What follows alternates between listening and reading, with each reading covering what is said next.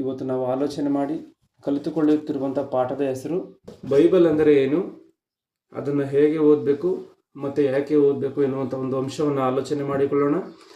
ಮತ್ತೆ ಹೇಳ್ತಾ ಇದ್ದೀನಿ, ಬೈಬಲ್ ಅಂದರೆ ಏನು, ಅದನ್ನು ಹೇಗೆ ಓದಬೇಕು ಮತ್ತು ಯಾತಕ್ಕೋಸ್ಕರ ಓದಬೇಕು ಎನ್ನುವಂಥದ್ದು ನಾನು ಹೇಳುವಂಥ ಪಾಯಿಂಟ್ಸನ್ನು ಸರಿಯಾದಂಥ ರೀತಿಯಲ್ಲಿ ನೋಟ್ ಮಾಡಿಕೊಂಡು ಪರೀಕ್ಷೆಯಲ್ಲಿ ಸರಿಯಾದಂಥ ರೀತಿಯಲ್ಲಿ ಬರೀಬೇಕು ಎನ್ನುವಂಥ ಒಂದು ಮಾತನ್ನು ಹೇಳ್ತಾ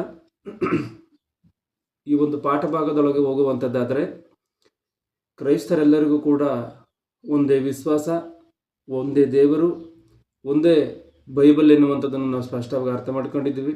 ಆದರೆ ಪ್ರಪಂಚದಲ್ಲಿ ನೋಡುವಂಥದ್ದಾದರೆ ಒಂದೇ ವಿಶ್ವಾಸ, ಒಬ್ಬನೇ ದೇವರು, ಒಂದೇ ಬೈಬಲ್ನ ಹೊಂದಿಕೊಂಡಿದ್ರೂ ಕೂಡ ಹಲವಾರು ನಂಬಿಕೆಗಳು, ಹಲವಾರು ರೀತಿಯ ಕಾರ್ಯಗಳು ಮತ್ತು ಹಲವಾರು ರೀತಿಯ ಬೋಧನೆಗಳು ಇರುವಂಥದ್ದು ಸ್ಪಷ್ಟವಾಗಿ ಕಾಣುತ್ತೆ. ಒಂದೇ ಬೈಬಲನ್ನು ಹೊಂದಿಕೊಂಡಿರುವಂಥವರು, ಒಂದೇ ವಿಶ್ವಾಸವನ್ನು, ಒಬ್ಬನೇ ದೇವರನ್ನು ಹೊಂದಿಕೊಂಡಿರುವಂಥವರು ಯಾಕೆ ವಿಧ ವಿಧವಾದಂಥ ರೀತಿಯಲ್ಲಿ ಬದುಕ್ತಾ ಇದ್ದಾರೆ ಅಂತ ಅಂದರೆ, ವಿಧ ವಿಧವಾದಂಥ ರೀತಿಯಲ್ಲಿ ದೇವರನ್ನ ಸೇವಿಸ್ತಾ ಇದ್ದಾರೆ ಅಂತ ಅಂದರೆ, ಬೈಬಲ್ ಮೇಲೆ ಸರಿಯಾದಂಥ ಅವಗಾಹನೆ ಇಲ್ಲದೇ ಇರುವಂಥದ್ದೇ, ಬೈಬಲ್ ಮೇಲೆ ಸರಿಯಾದಂಥ ಪರಿಜ್ಞಾನ, ಬೈಬಲಲ್ಲಿರುವಂಥ ಮಾತುಗಳನ್ನು ಸರಿಯಾದಂಥ ರೀತಿಯಲ್ಲಿ ಅರ್ಥ ಮಾಡಿಕೊಳ್ಳಕ್ಕಾಗದೆ, ದೇವರು ನಮಗೊಂದು ರೀತಿಯಲ್ಲಿ ಬಯಲುಪಡಿಸಿದ್ದಾನೆ, ದೇವರು ನಿಮಗೊಂದು ರೀತಿಯಲ್ಲಿ ಬಯಲುಪಡಿಸಿದ್ದಾನೆ, ಅದಕ್ಕೋಸ್ಕರ ನೀವು ಯಾವ ರೀತಿಯಾಗಿ ದೇವರು ನಿಮಗೆ ತಿಳಿಸಿದನೋ ಆ ರೀತಿಯಾಗಿ ನೀವು ಬದುಕ್ರಿ, ದೇವರು ನಮಗೆ ಯಾವ ರೀತಿಯಾಗಿ ತಿಳಿಸಿದನೋ ಆ ರೀತಿಯಾಗಿ ನಾವು ಬದುಕ್ತೀವಿ ಎನ್ನುವಂಥ ರೀತಿಯಲ್ಲಿ ಹೇಳ್ತಾ, ಬೈಬಲ್ನ ಚಿತ್ರ ವಿಚಿತ್ರವಾದಂಥ ರೀತಿಯಲ್ಲಿ ಬೋಧನೆ ಮಾಡ್ತಾ ಅದೇ ರೀತಿಯಾಗಿ ನಡ್ಕೊಳ್ತಾ ಇದ್ದಾರೆ. ಇವತ್ತು ಕ್ರೈಸ್ತರಾಗಿರುವಂಥವ್ರಿಗೆ ಬೈಬಲ್ ಮೇಲೆ ಸರಿಯಾದಂಥ ಅವಗಾಹನೆ ಇಲ್ಲದೇ ಇರುವಂಥದ್ದು, ತಿಳುವಳಿಕೆ ಇಲ್ಲದೇ ಇರುವಂಥದ್ದು ವಿಚಾರಕರವಾದಂಥ ಸಂಗತಿ. ಯಾಕೆ ಅಂತಂದರೆ, ಇವತ್ತು ಅನ್ಯರಾಗಿರುವಂಥವ್ರಿಗೆ ಒಂದು ವೇಳೆ ಬೈಬಲ್ ಮೇಲೆ ತಿಳುವಳಿಕೆ ಇಲ್ಲ ಅಂತ ಅಂದರೆ ಅದು ಒಂದು ರೀತಿಯಲ್ಲಿ ಸರಿ ಅನ್ಬೋದು. ಯಾಕೆಂದರೆ ಬೈಬಲ್ನ ಮುಟ್ಟಿಲ್ಲ, ಬೈಬಲ್ನ ತಿಳಿದುಕೊಂಡಿಲ್ಲ ಅಂತ. ಆದರೆ ಬೈಬಲ್ನ ಹುಟ್ಟಿದಾಗಿಂದಲೂ ಕೂಡ ಹಿಡಿದುಕೊಂಡು ತಲೆಮಾರುಗಳಿಂದ ಹಿಡಿದುಕೊಂಡು ಬೈಬಲ್ನ ಸರಿಯಾದಂಥ ರೀತಿಯಲ್ಲಿ ಅರ್ಥ ಮಾಡಿಕೊಳ್ಳದೇ ಇದ್ದರೆ ಅಂತ ಅಂದರೆ ಭಯಂಕರವಾದಂಥ ಪರಿಸ್ಥಿತಿ ಆಗಿರುವಂಥ ಕಾರಣ, ಕ್ರೈಸ್ತರು ಈ ರೀತಿಯಾಗಿ ಒಂದು ರೀತಿಯಲ್ಲಿ ಬದಲಾದರೆ, ಕ್ರೈಸ್ತರಲ್ಲದೇ ಇರುವಂಥವರು ಇಂಥವರ ಕ್ರಿಯೆಗಳನ್ನು ನೋಡಿ, ಅಂದರೆ ಬೈಬಲ್ ಹಿಡಿದಿರುವಂಥ ಕ್ರೈಸ್ತರು ಚಿತ್ರ ವಿಚಿತ್ರವಾದಂಥ ರೀತಿಯಲ್ಲಿ ಬದುಕ್ತಾ ಇರುವಂಥ ಕಾರ್ಯವನ್ನು ಕ್ರೈಸ್ತರಲ್ಲದೇ ಇರುವಂಥವ್ರು ನೋಡಿ, ಅವರು ಕೂಡ ಬೈಬಲ್ನ ಕೆಲವು ಮಾತುಗಳನ್ನು ಓದಿ ತಪ್ಪಾಗಿ ಅರ್ಥ ಮಾಡಿಕೊಂಡು, ಬೈಬಲ್ ಎನ್ನುವಂಥದ್ದು ಸುಳ್ಳಿನ ಹುತ್ತ, ಬೈಬಲ್ ಎನ್ನುವಂಥದ್ದು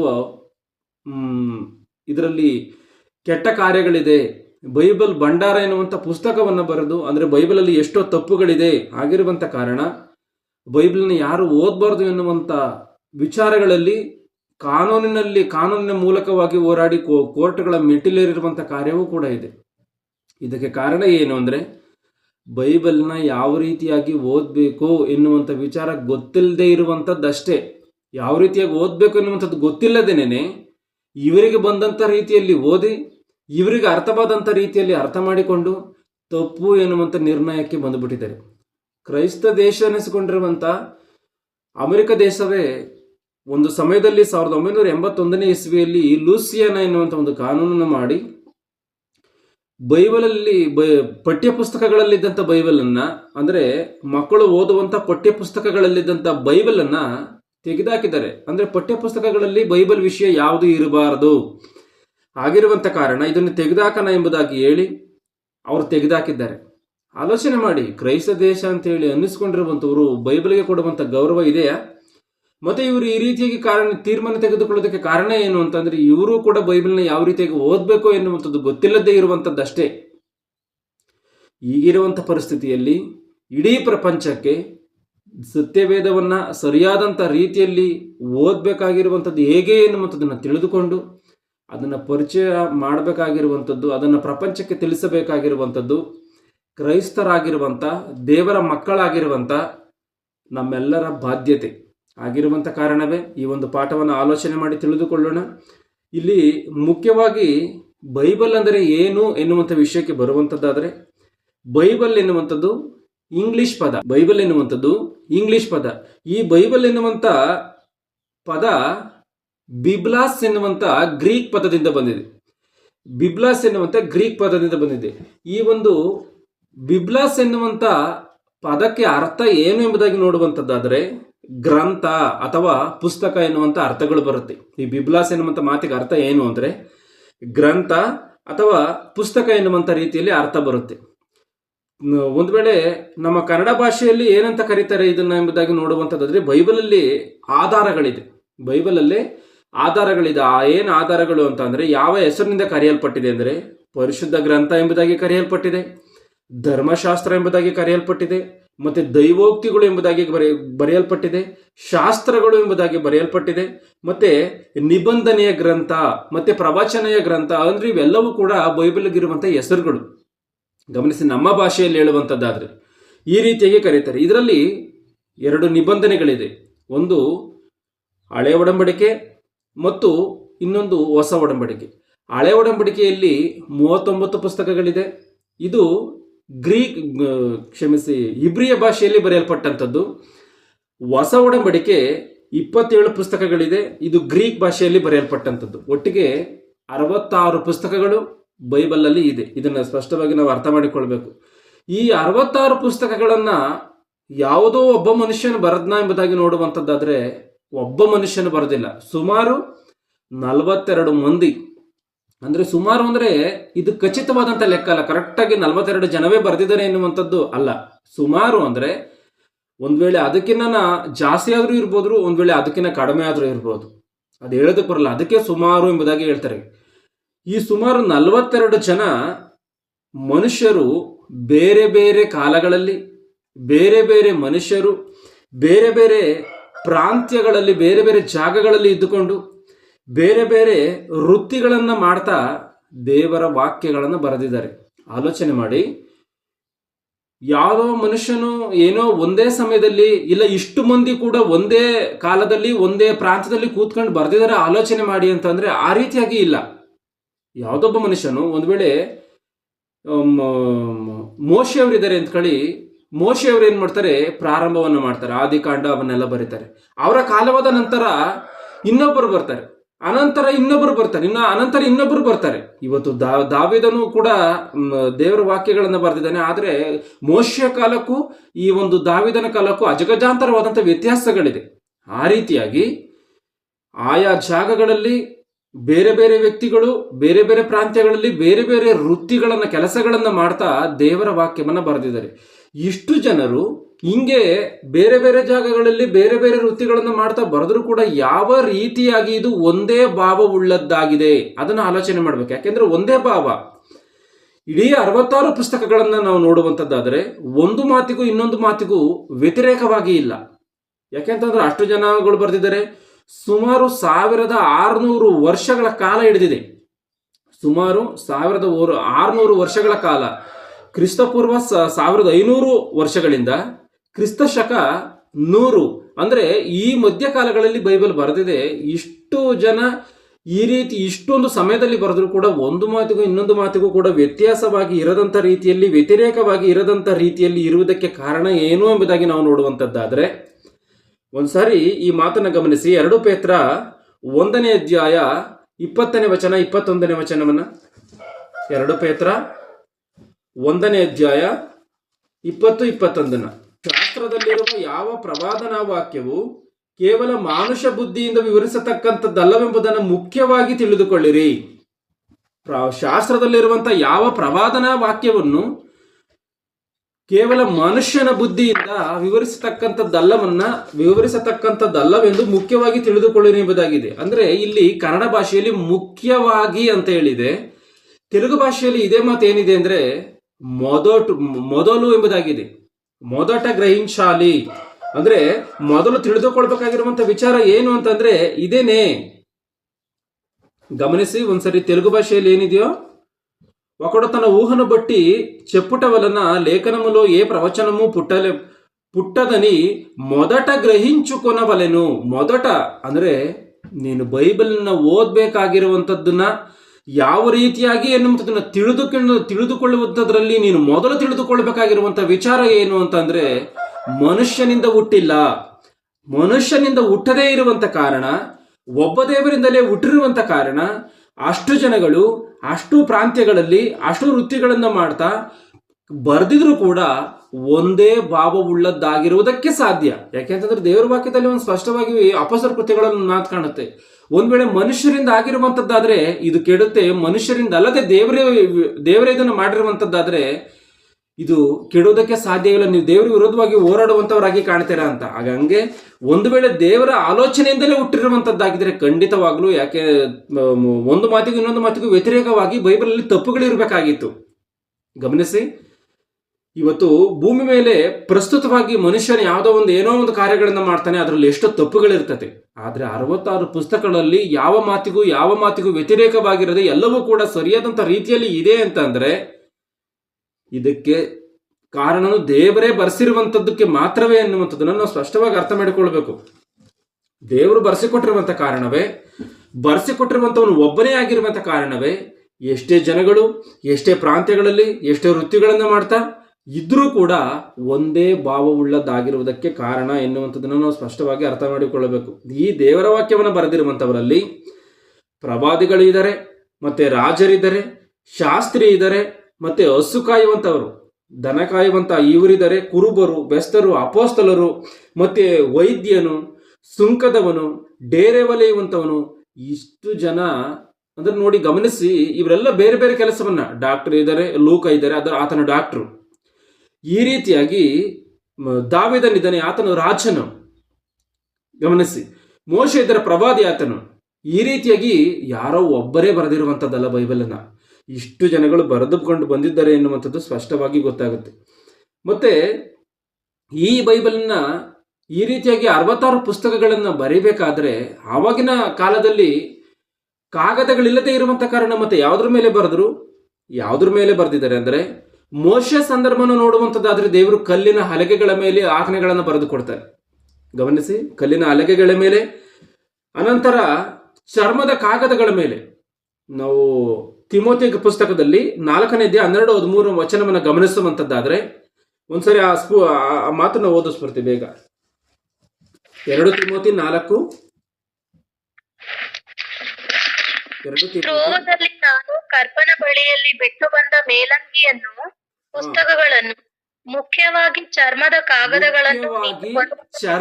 ಕಾಗದಗಳನ್ನ ಗಮನಿಸಿ, ಚರ್ಮದ ಕಾಗದಗಳು ಅಂದ್ರೆ ಪ್ರಾಣಿಗಳ ಚರ್ಮಗಳನ್ನು ಒಣಗಿಸಿ ಅದರ ಮೇಲೆ ಬರೆದು ಅದನ್ನು ಸುರುಳುಗಳಾಗಿ ಸುತ್ತಿ ಮಡಗುವಂತ ಕಾರ್ಯವೂ ಇತ್ತು ಹಿಂದೆ. ಮೋಶೆ ಸಮಯದಲ್ಲಿ ನೋಡುವಾಗ ಕಲ್ಲಿನ ಮೇಲೆ, ಯಾಕಂದ್ರೆ ಧರ್ಮೋಪದೇಶ ಕಾಂಡ ಪುಸ್ತಕಗಳನ್ನು ನೀವು ಓದ್ಕೊಂಡ್ಬರ್ಬೇಕಾದ್ರೆ ಅಲ್ಲಿ ಬಹಳ ಮಾತುಗಳು ಕಾಣುತ್ತೆ. ಅವರೆಲ್ಲ ಬಂಡೆಯ ಮೇಲೆ ಕೆತ್ತಿ ಬರೆಯುವಂತ ಕಾರ್ಯಗಳು. ಆ ರೀತಿಯಾಗಿ ಅನಂತರ ಕಾಲದಲ್ಲಿ ನೋಡುವಾಗ ಚರ್ಮದ ಕಾಗದಗಳು, ಅನಂತರ ಕಾಲದಲ್ಲಿ ನೋಡುವಾಗ ಕೆಲವೊಂದು ಮರಗಳನ್ನ ತೆಳುವಾದಂತ ರೀತಿಯಲ್ಲಿ ಕೆತ್ತಿ ಅದರ ಮೇಲೆ ಬರೆದು ಅದನ್ನು ಸುರುಳಿಗಳಾಗಿ ಸುತ್ತಿ ಮಡಗುವಂತ ಕಾರ್ಯವೂ ಇತ್ತು. ಈ ರೀತಿಯಾಗಿ ಬರೆದುಕೊಂಡು ಬಂದಂತ ಈ ಒಂದು ದೈವ ಗ್ರಂಥವನ್ನ ಕೊನೆಯದಾಗಿ ಜಾನ್ ಗೂಟನ್ಬರ್ಗ್ ಎನ್ನುವಂತ ವ್ಯಕ್ತಿಯು ಕ್ರಿಸ್ತಶಕ 1455ನೇ ಒಂದು ಇಸ್ವಿಯಲ್ಲಿ ಆತನು ಅಚ್ಚು ಯಂತ್ರವನ್ನ ಕಂಡಿಡಿತಾನೆ, ಪ್ರಿಂಟಿಂಗ್ ಮಿಷನ್ ಅನ್ನ ಆತನ ಉದ್ದೇಶ ಏನು ಅಂತಂದ್ರೆ, ಈ ಒಂದು ದೈವ ಗ್ರಂಥವನ್ನ ಪ್ರಿಂಟ್ ಮಾಡಬೇಕು ಎನ್ನುವಂಥದ್ದಕ್ಕೋಸ್ಕರ ಮಾತ್ರವೇ ಆತನು ದೃಷ್ಟಿಯಲ್ಲಿ ಇಟ್ಟುಕೊಂಡು ಪ್ರಿಂಟಿಂಗ್ ಮಿಷನ್ ಅನ್ನು ಕಂಡಿಡಿತಾನೆ. ಆಲೋಚನೆ ಮಾಡಿ, ಆತನು ಎಷ್ಟು ದಿನಗಳು ಕಷ್ಟಪಟ್ಟು ಈ ದೈವ ಗ್ರಂಥವನ್ನ ಮುದ್ರಿಸಬೇಕು ಅಂತಲೇ ಹೇಳಿ ಮುದ್ರಣ ಯಂತ್ರವನ್ನ ಕಂಡಿಡಿತಾನೆ. ಆತನು ಬೇರೆ ಯಾವುದನ್ನು ಮಾಡಬೇಕು ಅಂತಲೇ ಅಲ್ಲ, ಈ ಪ್ರಪಂಚದಲ್ಲಿ ಮೊಟ್ಟ ಮೊದಲದಾಗಿ ಮುದ್ರಿಸಲ್ಪಟ್ಟಂತ ಏಕೈಕ ಗ್ರಂಥವೇ ಬೈಬಲ್. ಆತನು ಮುದ್ರಿಸಲ್ಪಟ್ಟಂತ ನಂತರ ಎಷ್ಟೋ ಭಾಷೆಗಳಿಗೆ ತರ್ಜಮೆಯಾಗಿ ಚರಿತ್ರೆಗೇರಿದೆ. ಇವತ್ತು ಪ್ರಪಂಚದಲ್ಲಿ ಅತ್ಯಧಿಕವಾಗಿ ಮಾರಾಟವಾಗುವಂಥದ್ದು ಬೈಬಲ್, ಅತ್ಯಧಿಕವಾಗಿ ಓದುವಂಥದ್ದು ಬೈಬಲ್. ಗಮನಿಸಿ, ಶಾಸ್ತ್ರಗಳನ್ನು ಮಿಂಚಿದಂಥದ್ದು ಬೈಬಲ್ಗಿರುವಂತ ಒಂದು ಶ್ರೇಷ್ಠತೆ ಇವೆಲ್ಲವೂ ಕೂಡ. ಈ ಬೈಬಲಲ್ಲಿ ಏನಿದೆಯೋ ಗೊತ್ತಾ?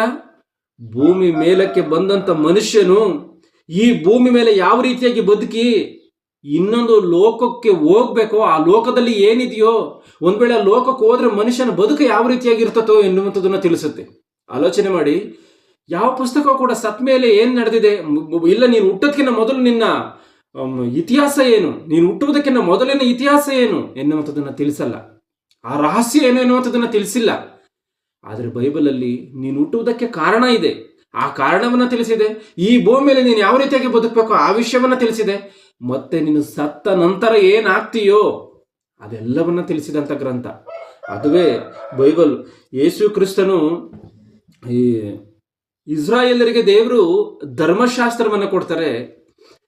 ಧರ್ಮಶಾಸ್ತ್ರವನ್ನ ಆತನು ಇಸ್ರಾಯೇಲರು ನೆರವೇರಿಸೋದಕ್ಕೆ ಸಾಧ್ಯವಾಗದೇ ಇರುವಂತ ಕಾರಣ ಯೇಸು ಕ್ರಿಸ್ತನ ಶರೀರಧಾರಿಯಾಗಿ ಬಂದು ಆತನು ನೆರವೇರಿಸಿ ಹೊಸ ಒಡಂಬಡಿಕೆಯನ್ನು ಬರೆಸಿಕೊಟ್ಟಿದೆ. ಅಂದ್ರೆ ಹೊಸ ಒಡಂಬಡಿಕೆಯನ್ನು ಆತನು ಕೊಟ್ಟಿದ್ದಾನೆ. ಈ ಬೈಬಲ್ ಎನ್ನುವಂಥದ್ದು ಭೂತಕಾಲಕ್ಕೆ, ಭವಿಷ್ಯತ್ ಕಾಲಕ್ಕೆ ಮತ್ತೆ ವರ್ತಮಾನ ಕಾಲಕ್ಕೆ, ಅಂದ್ರೆ ಈ 3 ಕಾಲಗಳಿಗೆ ಸಂಬಂಧಪಟ್ಟಂತ ಕಾರ್ಯಗಳು ಬೈಬಲ್ ಅಲ್ಲಿ ಇದೆ.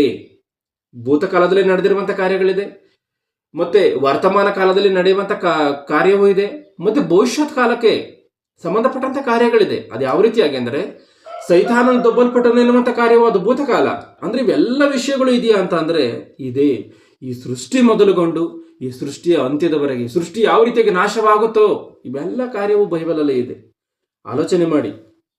ಮತ್ತೆ ಇಂಥ ಒಂದು ಬೈಬಲನ್ನ 4 ಸಾಮ್ರಾಜ್ಯಗಳ ತರುವಾಯ, ಈ ಪ್ರಪಂಚವನ್ನು ಆಳ್ವಿಕೆ ಮಾಡಿದಂತ 4 ಸಾಮ್ರಾಜ್ಯಗಳ ತರುವಾಯ ದೇವರು ಈ ಬ್ರಿಟಿಷ್ ಸಾಮ್ರಾಜ್ಯವನ್ನು ನಿಲ್ಲಿಸುವುದಕ್ಕೆ ಕಾರಣ ಏನು ಅಂತ ಅಂದ್ರೆ, ಏನೋ ಅವರ ಪಿರಂಗಿಯ ಬಲಗಳಿಂದಲೋ ಇಲ್ಲ ಅವರ ಕುದುರೆಗಳ ಬಲದಿಂದಲೋ ಇನ್ನೊಂದು ಮತ್ತೊಂದು ಇದ್ಯಾವುದೂ ಅಲ್ಲ.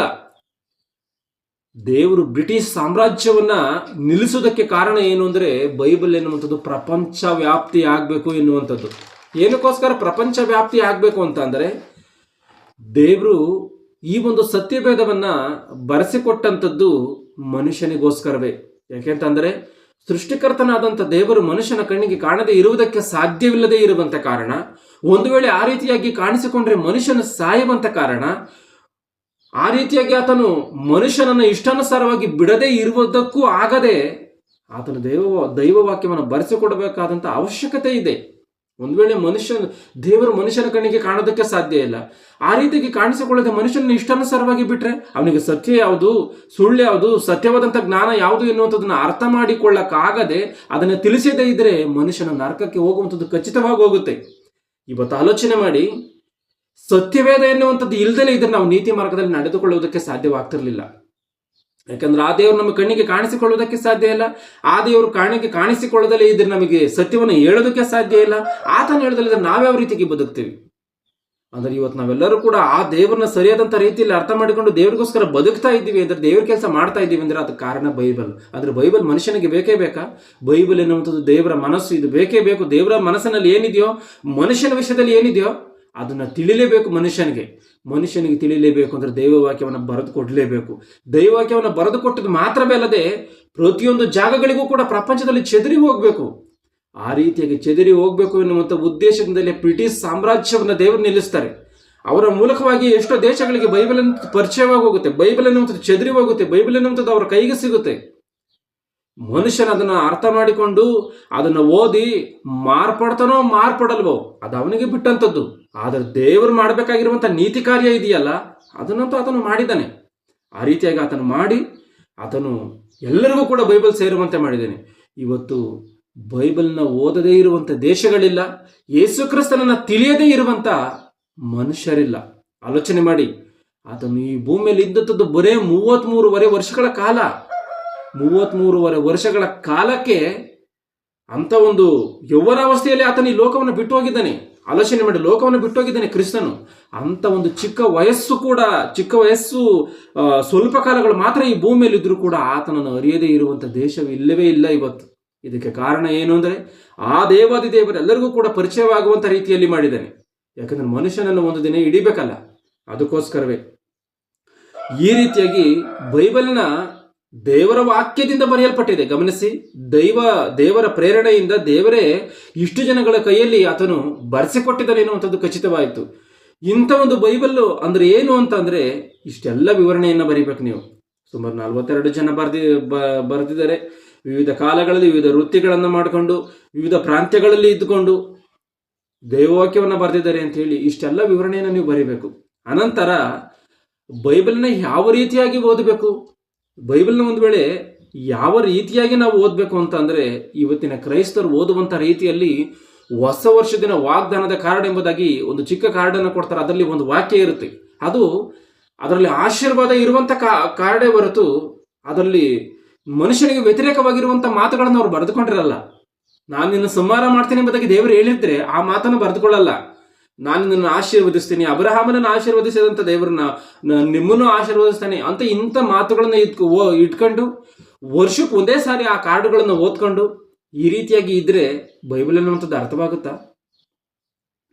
ಗಮನಿಸಿ, ಬೈಬಲ್ ಅಂದ್ರೆ ಏನು ಎನ್ನುವಂಥದ್ದನ್ನ ಅಂಶವನ್ನು ನೋಡ್ಕೊಂಡಿದ್ದೀವಿ. ಈಗ ಬೈಬಲ್ ಅಂದ್ರೆ ಬೈಬಲ್ನ ಹೇಗೆ ಓದಬೇಕು ಎನ್ನುವಂಥ ವಿಷಯವನ್ನು ನೋಡುವಂಥದ್ದಾದರೆ ಈ ರೀತಿಯಾಗಿ ವರ್ಷಕ್ಕೆ ಒಂದು ಸಾರಿ ವಾಗ್ದಾನಗಳ ರೂಪದಲ್ಲಿ ಓದಿದ್ರೆ ಬೈಬಲ್ ಎನ್ನುವಂಥದ್ದು ಅರ್ಥವಾಗಲ್ಲ.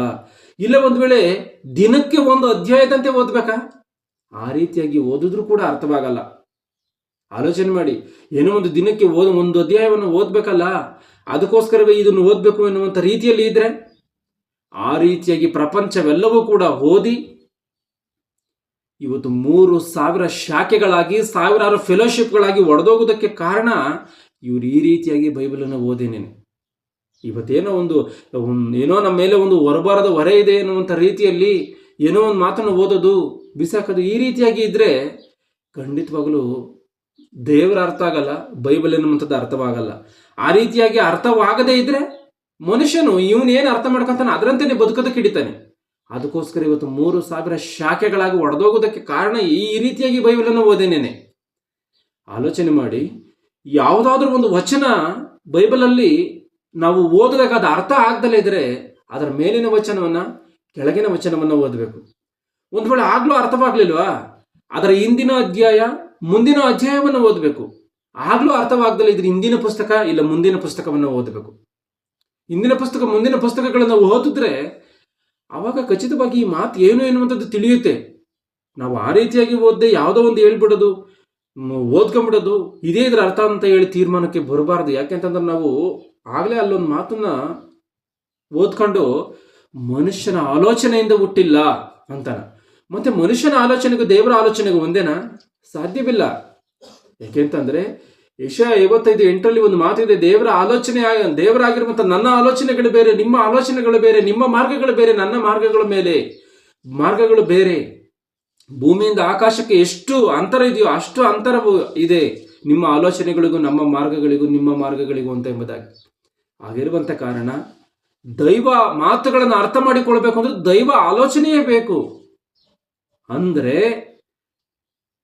ಬೈಬಲಲ್ಲಿರುವಂತ ಪ್ರಶ್ನೆಗೆ ಬೈಬಲಲ್ಲಿ ಉತ್ತರವೂ ಇದೆ, ಅದನ್ನ ಹುಡುಕಿ ಕಂಡುಕೊಳ್ಳಬೇಕು. ಇದೊಂಥರ ಫಜಲ್ ಆಟ ಇದ್ದಂಥ ರೀತಿಯಲ್ಲಿ ಆ ರೀತಿಯಾಗಿ ಹುಡುಕಿ ಅರ್ಥ ಮಾಡಿಕೊಂಡ್ರೆ ಇದು ಅರ್ಥವಾಗುತ್ತೆ ಹೊರತು ಇಲ್ಲಾಂದ್ರೆ ಅರ್ಥವಾಗಲ್ಲ. ಬೈಬಲಲ್ಲಿ ಒಂದು ಮಾತನ್ನ 1 ಸಾರಿ ಹೇಳಿದ್ರು, 2 ಸಾರಿ ಹೇಳಿದ್ರು, ಇಲ್ಲ 1000 ಸಾರಿ ಹೇಳಿದ್ರು ಬೆಲೆಯು ಒಂದೇ. 1 ಸಾರಿ ಹೇಳಿದ್ರು ಕೂಡ ಅಷ್ಟೇ ಬೆಲೆ ಇದೆ, 1000 ಸಾರಿ ಹೇಳಿದ್ರು ಕೂಡ ಅಷ್ಟೇ ಬೆಲೆ ಇದೆ. ಅಂದ್ರೆ ಏನೋ ದೇವರು ಜಾಸ್ತಿ ಸಾರಿ ಈ ಮಾತುಗಳನ್ನ ಇಲ್ಲಿ ಬರೆಸಿ ಕೊಟ್ಟಿದ್ದಾನಲ್ಲ, ಇದಕ್ಕೆ ಜಾಸ್ತಿ ಒತ್ತು ಕೊಡ್ಬೇಕೇನೋ, ಅದಕ್ಕೆ ಕಡಿಮೆ ಒತ್ತು ಕೊಡ್ಬೇಕೇನೋ ಅಂತ ಹೇಳಿ ಅಂದ್ಕೊಳ್ಳುವಂಥದ್ದು ತಪ್ಪು. ದೇವರು ಒಂದು ಮಾತನ್ನು 1 ಸಾರಿ ಹೇಳಿದ್ರು ಕೂಡ ಅದು ಬೆಲೆಯೇ, 1000 ಸಾರಿ ಹೇಳಿದ್ರು ಕೂಡ ಬೆಲೆಯೇ. ಈ ಒಂದು ಹೇಗೆ ಓದಬೇಕು ಎನ್ನುವಂತ ಒಂದು ಅಂಶದಲ್ಲಿ ಮೊದಲನೇ ಪಾಯಿಂಟ್ ಆಗಿ ಪರಿಶೀಲನೆಯಾಗಿ ಓದಬೇಕು ಎನ್ನುವಂತ ಒಂದು ಅಂಶವನ್ನ ಆಲೋಚನೆ ಮಾಡೋಣ. ಪರಿಶೀಲನೆಯಾಗಿ ಓದಬೇಕು ಮೊದಲನೇ ಪಾಯಿಂಟ್. ಹೇಗೆ ಓದಬೇಕು ಎನ್ನುವಂತ ಅಂಶದಲ್ಲಿ ಮೊದಲನೇ ಪಾಯಿಂಟ್ ಏನು ಅಂದ್ರೆ ಪರಿಶೀಲನೆಯಾಗಿ ಓದಬೇಕು. ಯಾವ ರೀತಿಯಾಗಿ ಪರಿಶೀಲನೆಯಾಗಿ ಓದಬೇಕು? ಯಾಕೆ ಪರಿಶೀಲನೆಯಾಗಿ ಓದಬೇಕು? ಪರಿಶೀಲನೆಯಾಗಿ ಓದ್ಬೇಕಾ ಓದಬಾರ್ದ? ಯೆಶಾಯನ ಗ್ರಂಥ 34ನೇ ಅಧ್ಯಾಯ 16ನೇ ವಚನವನ್ನು ಗಮನಿಸಿ. ಯೆಶಾಯನ ಗ್ರಂಥ 34ನೇ ಅಧ್ಯಾಯ 16ನೇ ವಚನ.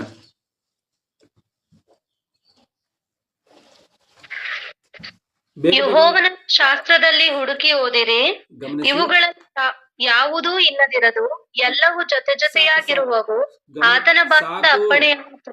ಇಲ್ಲಿ ಗಮನಿಸಿ, ಯೆಹೋವನ ಶಾಸ್ತ್ರದಲ್ಲಿ ಹುಡುಕಿ ಓದಿರಿ. ಇದೇನಿದೆ? ದೇವರು ಕೊಟ್ಟಿರುವಂತ ಆಜ್ಞೆ ಇದು. ಇದೇನೋ ಸಾಮಾನ್ಯವಾದಂತ ಮಾತು ಅಂದ್ಕೊಳಕ್ ಹೋಗ್ಬೇಡಿ. ಯೆಹೋವನ ಶಾಸ್ತ್ರದಲ್ಲಿ ಹುಡುಕಿ ಓದಿರಿ ಎನ್ನುವಂತ ರೀತಿಯಲ್ಲಿ ದೇವರು ಆಜ್ಞೆ ಕೊಟ್ಟಿದ್ದಾನೆ. ದೇವರು ಕೊಟ್ಟಿರುವಂತ ಆಜ್ಞೆಯನ್ನು ಎಷ್ಟು ಜನ ಪಾಲಿಸ್ತಾ ಇದ್ದಾರೆ ಇವತ್ತು? ಹುಡುಕಿ ಓದಿರಿ, ಯೆಹೋವನ ಶಾಸ್ತ್ರದಲ್ಲಿ ಹುಡುಕಿ ಓದಿರಿ. ಯೆಹೋವನ ಶಾಸ್ತ್ರ ಅಂದ್ರೆ ಈ 66 ಪುಸ್ತಕಗಳಾಗಿರುವಂಥ ಬೈಬಲೇ. ಈ ಬೈಬಲ್ನ ಹುಡುಕಿ ಓದ್ಬೇಕಂತೆ. ಏನಕ್ಕೋಸ್ಕರ ಹುಡುಕಿ ಓದಬೇಕು? ಅದೇ ಪುಸ್ತಕದಲ್ಲೇ ಯೆಶಾಯನ ಗ್ರಂಥ 28ನೇ ಅಧ್ಯಾಯ 13ನೇ ವಚನವನ್ನು ಗಮನಿಸಿ. ಯೆಶಾಯನ ಗ್ರಂಥ 28ನೇ ಅಧ್ಯಾಯ 13ನೇ ವಚನವನ್ನ. ಹೀಗಿರಲು ಯೆಹೋವನ ಮಾತು ಆಜ್ಞೆಯ ಮೇಲೆ ಆಜ್ಞೆ, ಆಜ್ಞೆಯ ಮೇಲೆ ಆಜ್ಞೆ, ಯೆಹೋವನ ಮಾತು ಆಜ್ಞೆಯ ಮೇಲೆ ಆಜ್ಞೆ, ಆಜ್ಞೆಯ ಮೇಲೆ ಆಜ್ಞೆ, ಸೂತ್ರದ ಮೇಲೆ ಸೂತ್ರ, ಸೂತ್ರದ ಮೇಲೆ ಸೂತ್ರ, ಇಲ್ಲಿ ಸ್ವಲ್ಪ ಅಲ್ಲಿ ಸ್ವಲ್ಪ. ನೋಡಿ ಇಲ್ಲಿ ಏನಿದೆಯೋ, ಇಲ್ಲಿ ಸ್ವಲ್ಪ ಅಲ್ಲಿ ಸ್ವಲ್ಪ, ಇಲ್ಲಿ ಸ್ವಲ್ಪನಂತೆ ಅಲ್ಲಿ ಸ್ವಲ್ಪನಂತೆ. ಅಂದ್ರೆ ದೇವರ ಮಾತುಗಳು 66 ಪುಸ್ತಕಗಳ ತುಂಬ ಇದ್ರೂ ಕೂಡ ಯಾವುದೋ ಒಂದು ಪ್ರಶ್ನೆಗೆ ಉತ್ತರವು ಅಲ್ಲೇ ಇಲ್ಲ, ಅದು ಬೇರೆ ಕಡೆ ಇದೆ ಎನ್ನುವಂಥದ್ದನ್ನ ಸ್ಪಷ್ಟವಾಗಿ ಕಾಣ್ತಾ ಇದೆ ಈ ಮಾತಿನಲ್ಲಿ. ಯೆಹೋವನ ಮಾತು ಆಜ್ಞೆಯ ಮೇಲೆ ಆಜ್ಞೆ, ಆಜ್ಞೆಯ ಮೇಲೆ ಆಜ್ಞೆ, ಸೂತ್ರದ ಮೇಲೆ ಸೂತ್ರ, ಸೂತ್ರದ ಮೇಲೆ ಸೂತ್ರ, ಇಲ್ಲಿ ಸ್ವಲ್ಪ ಅಲ್ಲಿ ಸ್ವಲ್ಪ. ಅಂದ್ರೆ ಯಾವ ರೀತಿಯಾಗಿ ದೇವರ ಮಾತುಗಳು ಬರೆಯಲ್ಪಟ್ಟಿದೆ ಅಂದ್ರೆ ಇಲ್ಲಿ ಸ್ವಲ್ಪ ಅಲ್ಲಿ ಸ್ವಲ್ಪ, ಈ ರೀತಿಯಾಗಿ ಇರುವಂತ ಕಾರಣವೇ ಯೆಶಾಯ 34:16ರಲ್ಲಿ ಯೆಹೋವನ ಶಾಸ್ತ್ರದಲ್ಲಿ ಹುಡುಕಿ ಓದಿರಿ ಎನ್ನುವಂತ ದೇವರು ಆಜ್ಞೆ ಕೊಟ್ಟಿದ್ದಾನೆ. ಈ ರೀತಿಯಾಗಿ ಇಲ್ಲಿ ಸ್ವಲ್ಪ ಅಲ್ಲಿ ಸ್ವಲ್ಪ ಇರುವಂತ ಕಾರಣವೇ ಆಜ್ಞೆ ಕೊಟ್ಟಿದ್ದಾನೆ. ಆಗಿರುವಂತ ಕಾರಣ 66 ಪುಸ್ತಕಗಳನ್ನು ಕೂಡ ಓದಿ ಯಾವುದೊಂದು ಪ್ರಶ್ನೆಗೆ ಉತ್ತರವನ್ನು ಕಂಡುಕೊಳ್ಳಬೇಕೇ ಹೊರತು ನಮಗಿಷ್ಟ ಬಂದಂತ ರೀತಿಯಲ್ಲಿ ಯಾವುದೋ ಒಂದು ಅಧ್ಯಾಯವನ್ನು ತೆಗೆಯೋದು, ಯಾವುದೋ ಒಂದು ಪುಸ್ತಕವನ್ನು ತೆಗೆಯೋದು, ಅದು ಮಾತ್ರ ಸ್ವಲ್ಪವನ್ನು ಓದ್ಬಿಡೋದು, ಅನಂತರ ಬಿಟ್ಬಿಡೋದು, ಈ ರೀತಿಯಾಗಿ ಆದರೆ ಅರ್ಥವಾಗಲ್ಲ. ಇಲ್ಲಿ ಏನೋ ಇಲ್ಲಿ ಸ್ವಲ್ಪ ಅಲ್ಲಿ ಸ್ವಲ್ಪ ಎಂಬುದಾಗಿ ಇದೆ ಅಂತ ಹೇಳಿ ಅಂದುಕೊಂಡು ಒಂದು ಸ್ವಲ್ಪ ಈ ಬೈಬಲಲ್ಲಿ ಇನ್ನೂ ಸ್ವಲ್ಪನ ಬೇರೆ ಗ್ರಂಥಗಳಲ್ಲಿ, ವೇದಗಳಲ್ಲೋ ಇನ್ನೊಂದರಲ್ಲೋ ಮತ್ತೊಂದರಲ್ಲೋ ಕೆಲವರು ಹುಡುಕುವಂತ ಕಾರ್ಯವೂ ಇದೆ. ಇದು ಸರಿಯಾ ಅಂತ ಹೇಳಿ ನೋಡಿದ್ರೆ ತಪ್ಪು. ಬೈಬಲಲ್ಲೇ ಹೊರತು ದೇವರ ಮಾತುಗಳು ಎಲ್ಲಿಯೂ ಇಲ್ಲ. ಬೈಬಲಲ್ಲಿ ಎಲ್ಲಾದ್ರೂ ಕೂಡ ಈ ಗ್ರಂಥವನ್ನಲ್ಲದೆ ಬೇರೆ ಗ್ರಂಥದಲ್ಲಿ ನಾನು ಕೂಡ ಬರೆಸಿದ್ದೀನಿ ಎನ್ನುವಂತ ಮಾತು ಕಾಣುತ್ತಾ ಅಂತಂದ್ರೆ ಇಲ್ಲ. ಬೈಬಲಲ್ಲಿ ಒಂದೇ ದೇವರ ಮಾತುಗಳಲ್ಲಿದೆ, ದೇವರ ಮಾತುಗಳಿದೆ. ದೇವರು ಇಲ್ಲಿ ಮಾತನ್ನೇ ಬರೆಸಿಕೊಟ್ಟಿದ್ದಾನೆ. ನಾವು ಇಲ್ಲಿ ಮಾತ್ರವೇ ಓದಿ ಕಂಡುಕೊಳ್ಳಬೇಕು. 66 ಪುಸ್ತಕಗಳಿದೆಯಾ, 66 ಪುಸ್ತಕಗಳಲ್ಲಿ ಓದಿ ತಿಳಿದುಕೊಳ್ಳಬೇಕು. ಇದರಲ್ಲಿ ಒಂದು ವೇಳೆ ಇಲ್ಲದೇ ಇರುವಂತ ಕಾರ್ಯಗಳು ಬೇರೆ ಗ್ರಂಥದಲ್ಲಿ ಎಲ್ಲೂ ಇಲ್ಲ. ಯಾಕೆಂದ್ರೆ ಆ ಮಾತನ್ನು ನಾವು ಓದ್ಕೊಂಡಲ್ಲ. ಯೆಶಾಯ 34:16ರಲ್ಲಿ ಯೆಹೋವನ ಶಾಸ್ತ್ರದಲ್ಲಿ ಹುಡುಕಿ ಓದಿರಿ, ಇದರಲ್ಲಿ ಯಾವುದೂ ಇಲ್ಲದಿರದು ಅಂದ್ರೆ ಮನುಷ್ಯನು ಈ ಭೂಮಿ ಮೇಲಕ್ಕೆ ಬಂದು ಯಾವ ರೀತಿಯಾಗಿ ಬದುಕಿ ನಿತ್ಯ ಜೀವವನ್ನು ಸೇರಿಕೊಳ್ಳಬೇಕೋ ಅದಕ್ಕೋಸ್ಕರ ಬೇಕಾಗಿರುವಂತ ಎಲ್ಲಾ ಕಾರ್ಯಗಳು ಕೂಡ ಈ 66 ಪುಸ್ತಕಗಳಲ್ಲಿ ಬರೆಯಲ್ಪಟ್ಟಿದೆ. ಅದನ್ನು ಓದಿ ಅರ್ಥ ಮಾಡಿಕೊಳ್ಬೇಕಾಗಿರುವಂತದ್ದು ಅಷ್ಟೇ ನಮ್ಮ ಕೆಲಸ. ಅದು ಹೊರತು ನಾವೇ ಏನೋ ದೇವ್ರನ್ನ ಮತ್ತೆ ದೇವರೇ ನನಗೆ ಏನೋ ಸತ್ಯವನ್ನು ತಿಳಿಸ್ಕೊಡು, ಮತ್ತೆ ನನ್ನ ಜೊತೆಯಲ್ಲಿ ಮಾತಾಡು, ಇಲ್ಲ ನನಗೇನೋ ಈ ಮರ್ಮವನ್ನು ಬಯಲ್ಪಡಿಸು ಅಂತ ಹೇಳುವಂಥವನು ಅಜ್ಞಾನಿ. ಯಾಕೆಂತಂದ್ರೆ ದೇವರು ಇಬ್ರಿಯರ್ ಬರೆದ ಪುಸ್ತಕ 1ನೇ 2ನೇ ವಚನಗಳನ್ನು ನೋಡ್ಕೊಂಡು ಹೋಗುವಂಥದ್ದಾದ್ರೆ, ದೇವರು ಪ್ರವಾದಿಗಳ ಮೂಲಕ ಕೆಲವು ಸಮಯಗಳಲ್ಲಿ ಭಾಗವಾಗಿ ವಿಧವಾಗಿ ಮಾತಾಡಿದ ದೇವರು ಈಗಿನ ಕಾಲದಲ್ಲಿ ಮಗನ ಮುಖಾಂತರ ಮಾತಾಡಿದ್ದಾನೆ ಎನ್ನುವಂಥ ರೀತಿಯಲ್ಲಿದೆ. ಮಾತಾಡಿದ್ದಾನೆ ಎನ್ನುವಂಥದ್ದು ಯಾವ ಕಾಲಕ್ಕೆ ಸಂಬಂಧಪಟ್ಟಂಥದ್ದು? ಫಾಸ್ಟ್ ಟೆನ್ಸ್ ಅಂದ್ರೆ ಭೂತಕಾಲಕ್ಕೆ ಸಂಬಂಧಪಟ್ಟದ್ದು. ಅಂದ್ರೆ ಬರೆಸಿ ಕೊಟ್ಟಿದ್ದಾನ, ಆಲ್ರೆಡಿ ಅಲ್ಲೇ ಬರೆಸಿ ಕೊಟ್ಬಿಟ್ಟಿದ್ದಾನೆ. ಅದೇ 66 ಪುಸ್ತಕಗಳು ಆಗಿರುವಂತ ಕಾರಣ ದೇವರು ಈ ಮನಸ್ಸು ನಮ್ಗೆ ಅರ್ಥ ಆಗ್ಬೇಕು ಅಂದ್ರೆ, ದೇವ್ರು ನಮ್ಗೆ ಏನು ತಿಳಿಸ್ಬೇಕು ಅಂತಂದ್ರೆ ನಾವು ದೇವರ ಬಳಿಗೆ ನೇರವಾಗಿ ನಾವು ಕೇಳುವಂತ ಅವಶ್ಯಕತೆ ಇಲ್ಲ. ಯಾಕಂದ್ರೆ ದೇವ್ರನ್ನ ಮಾತಾಡಿದ್ರೆ, ದೇವ್ರನ್ನ ನೋಡಿದ್ರೆ ಮನುಷ್ಯನು ಉಳಿಯುವುದಕ್ಕೆ ಸಾಧ್ಯ ಇಲ್ಲ. ಆಗಿರುವಂತ ಕಾರಣ ನಮ್ಗೇನೇ ಬೇಕಾ 66 ಪುಸ್ತಕಗಳನ್ನು ಓದ್ಬೇಕು, ಅರ್ಥ ಮಾಡಿಕೊಳ್ಬೇಕು. ಈ ರೀತಿಯಾಗಿ ಅರ್ಥ ಮಾಡಿಕೊಳ್ಳದೆ ಇದ್ದರೆ ಸತ್ಯವೇದವು ಖಂಡಿತವಾಗಿಯೂ ಅರ್ಥವಾಗಲ್ಲ. ಅನಂತರ 2ನೇ ಪಾಯಿಂಟ್ ಆಗಿ ನೋಡುವಂಥದ್ದಾದ್ರೆ ಕಾಲ, ಸಂದರ್ಭ, ಭಾಷೆ, ಭಾವ. ಗಮನಿಸಿ, 2ನೇ ಪಾಯಿಂಟ್ ಬೈಬಲ್ನ ಹೇಗೆ ಓದ್ಬೇಕು ಎನ್ನುವಂಥ ಅಂಶದಲ್ಲಿ 2ನೇ ಪಾಯಿಂಟ್ ಕಾಲ, ಸಂದರ್ಭ, ಭಾಷೆ, ಭಾವ. ಈ 4 ಅಂಶಗಳು, ಈ 4 ವಿಷಯಗಳು ಬೈಬಲ್ನ ಓದುವಂಥ ಸಮಯದಲ್ಲಿ ಖಚಿತವಾಗಿ ನಮ್ಮ ತಲೆಯಲ್ಲಿ ಇರಬೇಕು. ಯಾವ ರೀತಿಯಾಗಿ ಅಂದ್ರೆ, ಕಾಲದ ವಿಷಯದಲ್ಲಿ ಮೊದಲನೇ ಒಂದು ವಿಷಯ ಇದೆಯಲ್ಲ, ಇದರಲ್ಲಿ ಈ ಕಾಲದ ವಿಷಯದಲ್ಲಿ ಪರಿಜ್ಞಾನ ಇರಬೇಕು. ಅಂದ್ರೆ ಬೈಬಲಲ್ಲಿ ಓದಿದಂತ ಈ ಮಾತು ಇದು ಯಾವ ಕಾಲಕ್ಕೆ ಸಂಬಂಧಪಟ್ಟಂಥದ್ದು? ಭೂತಕಾಲಕ್ಕೆ ಸಂಬಂಧಪಟ್ಟಂಥದ್ದ, ವರ್ತಮಾನ ಕಾಲಕ್ಕೆ ಸಂಬಂಧಪಟ್ಟಂಥದ್ದ, ಇಲ್ಲ ಭವಿಷ್ಯತ್ ಕಾಲಕ್ಕೆ ಸಂಬಂಧಪಟ್ಟಂಥದ್ದ, ಕ್ರಿಸ್ತ ಪೂರ್ವದಲ್ಲಿ ಬರೆಯಲ್ಪಟ್ಟಂಥದ್ದ, ಇಲ್ಲ ಕ್ರಿಸ್ತ ಶಕದಲ್ಲಿ ಬರೆಯಲ್ಪಟ್ಟಂತ ಕಾರ್ಯವ ಇದು? ಇದು ಕ್ರಿಸ್ತ ಪೂರ್ವಕ್ಕೆ ಸಂಬಂಧಪಟ್ಟಂತ ಮಾತಾ, ಕ್ರಿಸ್ತ ಶಕಕ್ಕೆ ಸಂಬಂಧಪಟ್ಟಂತ ಮಾತಾ? ಈ ರೀತಿಯಾಗಿ ನಾವು ಪರಿಶೀಲನೆಯನ್ನ ಮಾಡಬೇಕು. ಬೈಬಲಲ್ಲಿ ಓದಿದಂತ ಯಾವುದೇ ಮಾತನ್ನ ಒಂದ್ಸರಿ 1 ಪೇತ್ರ 1ನೇ ಅಧ್ಯಾಯ 10-11 ಗಮನಿಸಿ. 1 ಪೇತ್ರ 1ನೇ ಅಧ್ಯಾಯ 10ನೇ ವಚನ 11ನೇ ವಚನವನ್ನ ಬೇಗ ಬೇಗ ಓದು. ದೇವರು ನಿಮಗೆ ತೋರಿಸಿರುವ ಕೃಪೆಯನ್ನು ಕುರಿತು ಮುಂತಿಳಿಸಿದ ಪ್ರವಾದಿಗಳು ಈ ರಕ್ಷಣೆ ವಿಷಯದಲ್ಲಿ ಸೂಕ್ಷ್ಮವಾಗಿ ವಿಚಾರಿಸಿ ಪರಿಶೋಧನೆ ಮಾಡಿದರು. ತಮ್ಮಲ್ಲಿದ್ದ ಕ್ರಿಸ್ತನ ಆತ್ಮನು ಕ್ರಿಸ್ತನಿಗೆ ಬರಬೇಕಾದ ಬಾಧೆಗಳನ್ನು, ಅವುಗಳ ತರುವಾಯ ಉಂಟಾಗುವ ಪ್ರಭಾವವನ್ನು ಮುಂದಾಗಿ ತಿಳಿಸಿದಾಗ ಆತನು ಯಾವ ಕಾಲವನ್ನು ಇಲ್ಲವೇ ಎಂಥ ಕಾಲವನ್ನು ಸೂಚಿಸುವನೆಂಬುದನ್ನು ಅವರು ಪರಿಶೋಧನೆ ಮಾಡಿದರು. ಯಾವ ಕಾಲವನ್ನ ಇಲ್ಲ ಎಂಥ ಕಾಲವನ್ನ ಸೂಚಿಸುವನೆಂದು ಪರಿಶೋಧನೆ ಮಾಡಿದ್ರಂತೆ. ಅಂದ್ರೆ ಕಾಲ ಎನ್ನುವಂಥದ್ದು ಪ್ರಾಮುಖ್ಯವಾದಂತ ಕಾರ್ಯವ? ಕಾಲದ ವಿಷಯದಲ್ಲಿ ಬೈಬಲ್ನ ಓದುವಂತ ಸಮಯದಲ್ಲಿ ಕಾಲದ ವಿಷಯದಲ್ಲಿ ಪರಿಶೀಲನೆ ಮಾಡ್ಬೇಕಂತಂದ್ರೆ ಹೌದು, ಖಂಡಿತವಾಗಿಯೂ ಮಾಡಲೇಬೇಕು ಎನ್ನುವಂತ ವಿಷಯದಲ್ಲಿ ದೇವರ ಮಾತೆ ಸಾಕ್ಷಿ ಕೊಡ್ತಾ ಇದೆ.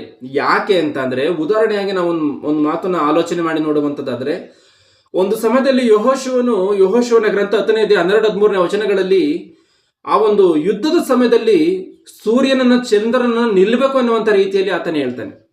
ಆತನ ಹೇಳಿದಂತ ಮಾತಿಗೆ ಅನುಸಾರವಾಗಿ ಸೂರ್ಯ ಚಂದ್ರ ನಿಂತಿದ್ದಾರ? ಹೌದು, ನಿಂತಿದ್ದಾರೆ. ಆಯ್ತಾ, ನಿಂತಿದ್ದಾರೆ. ಈಗ ನಾವು ಒಂದ್ ವೇಳೆ ಆ ರೀತಿಗೆ ಸೂರ್ಯಚಂದ್ರನ ನಿಲ್ಲಬೇಕಾ? ನಾವು ಯಾರ್ದ ಮೇಲೆ ಜಗಳಕ್ಕೆ ಓದ್ಬೇಕು ಅಂತ ಕಳಿ ಆ ರೀತಿಯಾಗಿ ನಾವು ಸೂರ್ಯಚಂದ್ರ ನಿಲ್ಲು ಎಂಬುದಾಗಿ ನಾವು ಹೇಳಿದ್ರೆ ನಿಲ್ತಾನ? ನಿಲ್ಲೋದಕ್ಕೆ ಸಾಧ್ಯ ಇಲ್ಲ. ದೇವ್ರು ನಿಲ್ಸಲ್ಲ. ಏನಕ್ಕೆ ಅಂತ ಅಂದ್ರೆ ಅಲ್ಲೇ ಬರೆಯಲ್ಪಟ್ಟಿದೆ, ಹಿಂದೆ ಮುಂದೆಯೂ ಒಬ್ಬ ನರಮನುಷ್ಯನ ಮಾತನ್ನ ಕೇಳುವಂಥದ್ದಿಲ್ಲ ಅಂತಾನ. ಹೊಸ ಒಡಂಬಡಿಕೆ ಬರುವಂತದ್ದಾದ್ರೆ ಎಫೆಸ ಪುಸ್ತಕ 4ನೇ 26-29 ವಚನಗಳಲ್ಲಿ ನಾವು ಕೆಲವು ಮಾತುಗಳನ್ನು ನೋಡುವಂತದ್ದಾದ್ರೆ, ಅಲ್ಲಿ ಯೆಹೋಶುವನು ಸಿಟ್ಟಿನಿಂದ ಸೂರ್ಯಚಂದ್ರನ ನಿಲ್ಲು ಎಂಬುದಾಗಿ ಹೇಳಿದ್ರೆ, ಇಲ್ಲಿ ಏನು ಬರೆಯಲ್ಪಟ್ಟಿದೆ ಹೊಸ ಒಡಂಬಡಿಕೆಯಲ್ಲಿ? ಸೂರ್ಯನು ಮುಣುಗುವುದಕ್ಕೆ ಮೊದಲೇ ನಿಮ್ಮ ಸಿಟ್ಟು ತೀರಲಿ ಎಂಬುದಾಗಿ ಬರೆಯಲ್ಪಟ್ಟಿದೆ. ಆಲೋಚನೆ ಮಾಡಿ.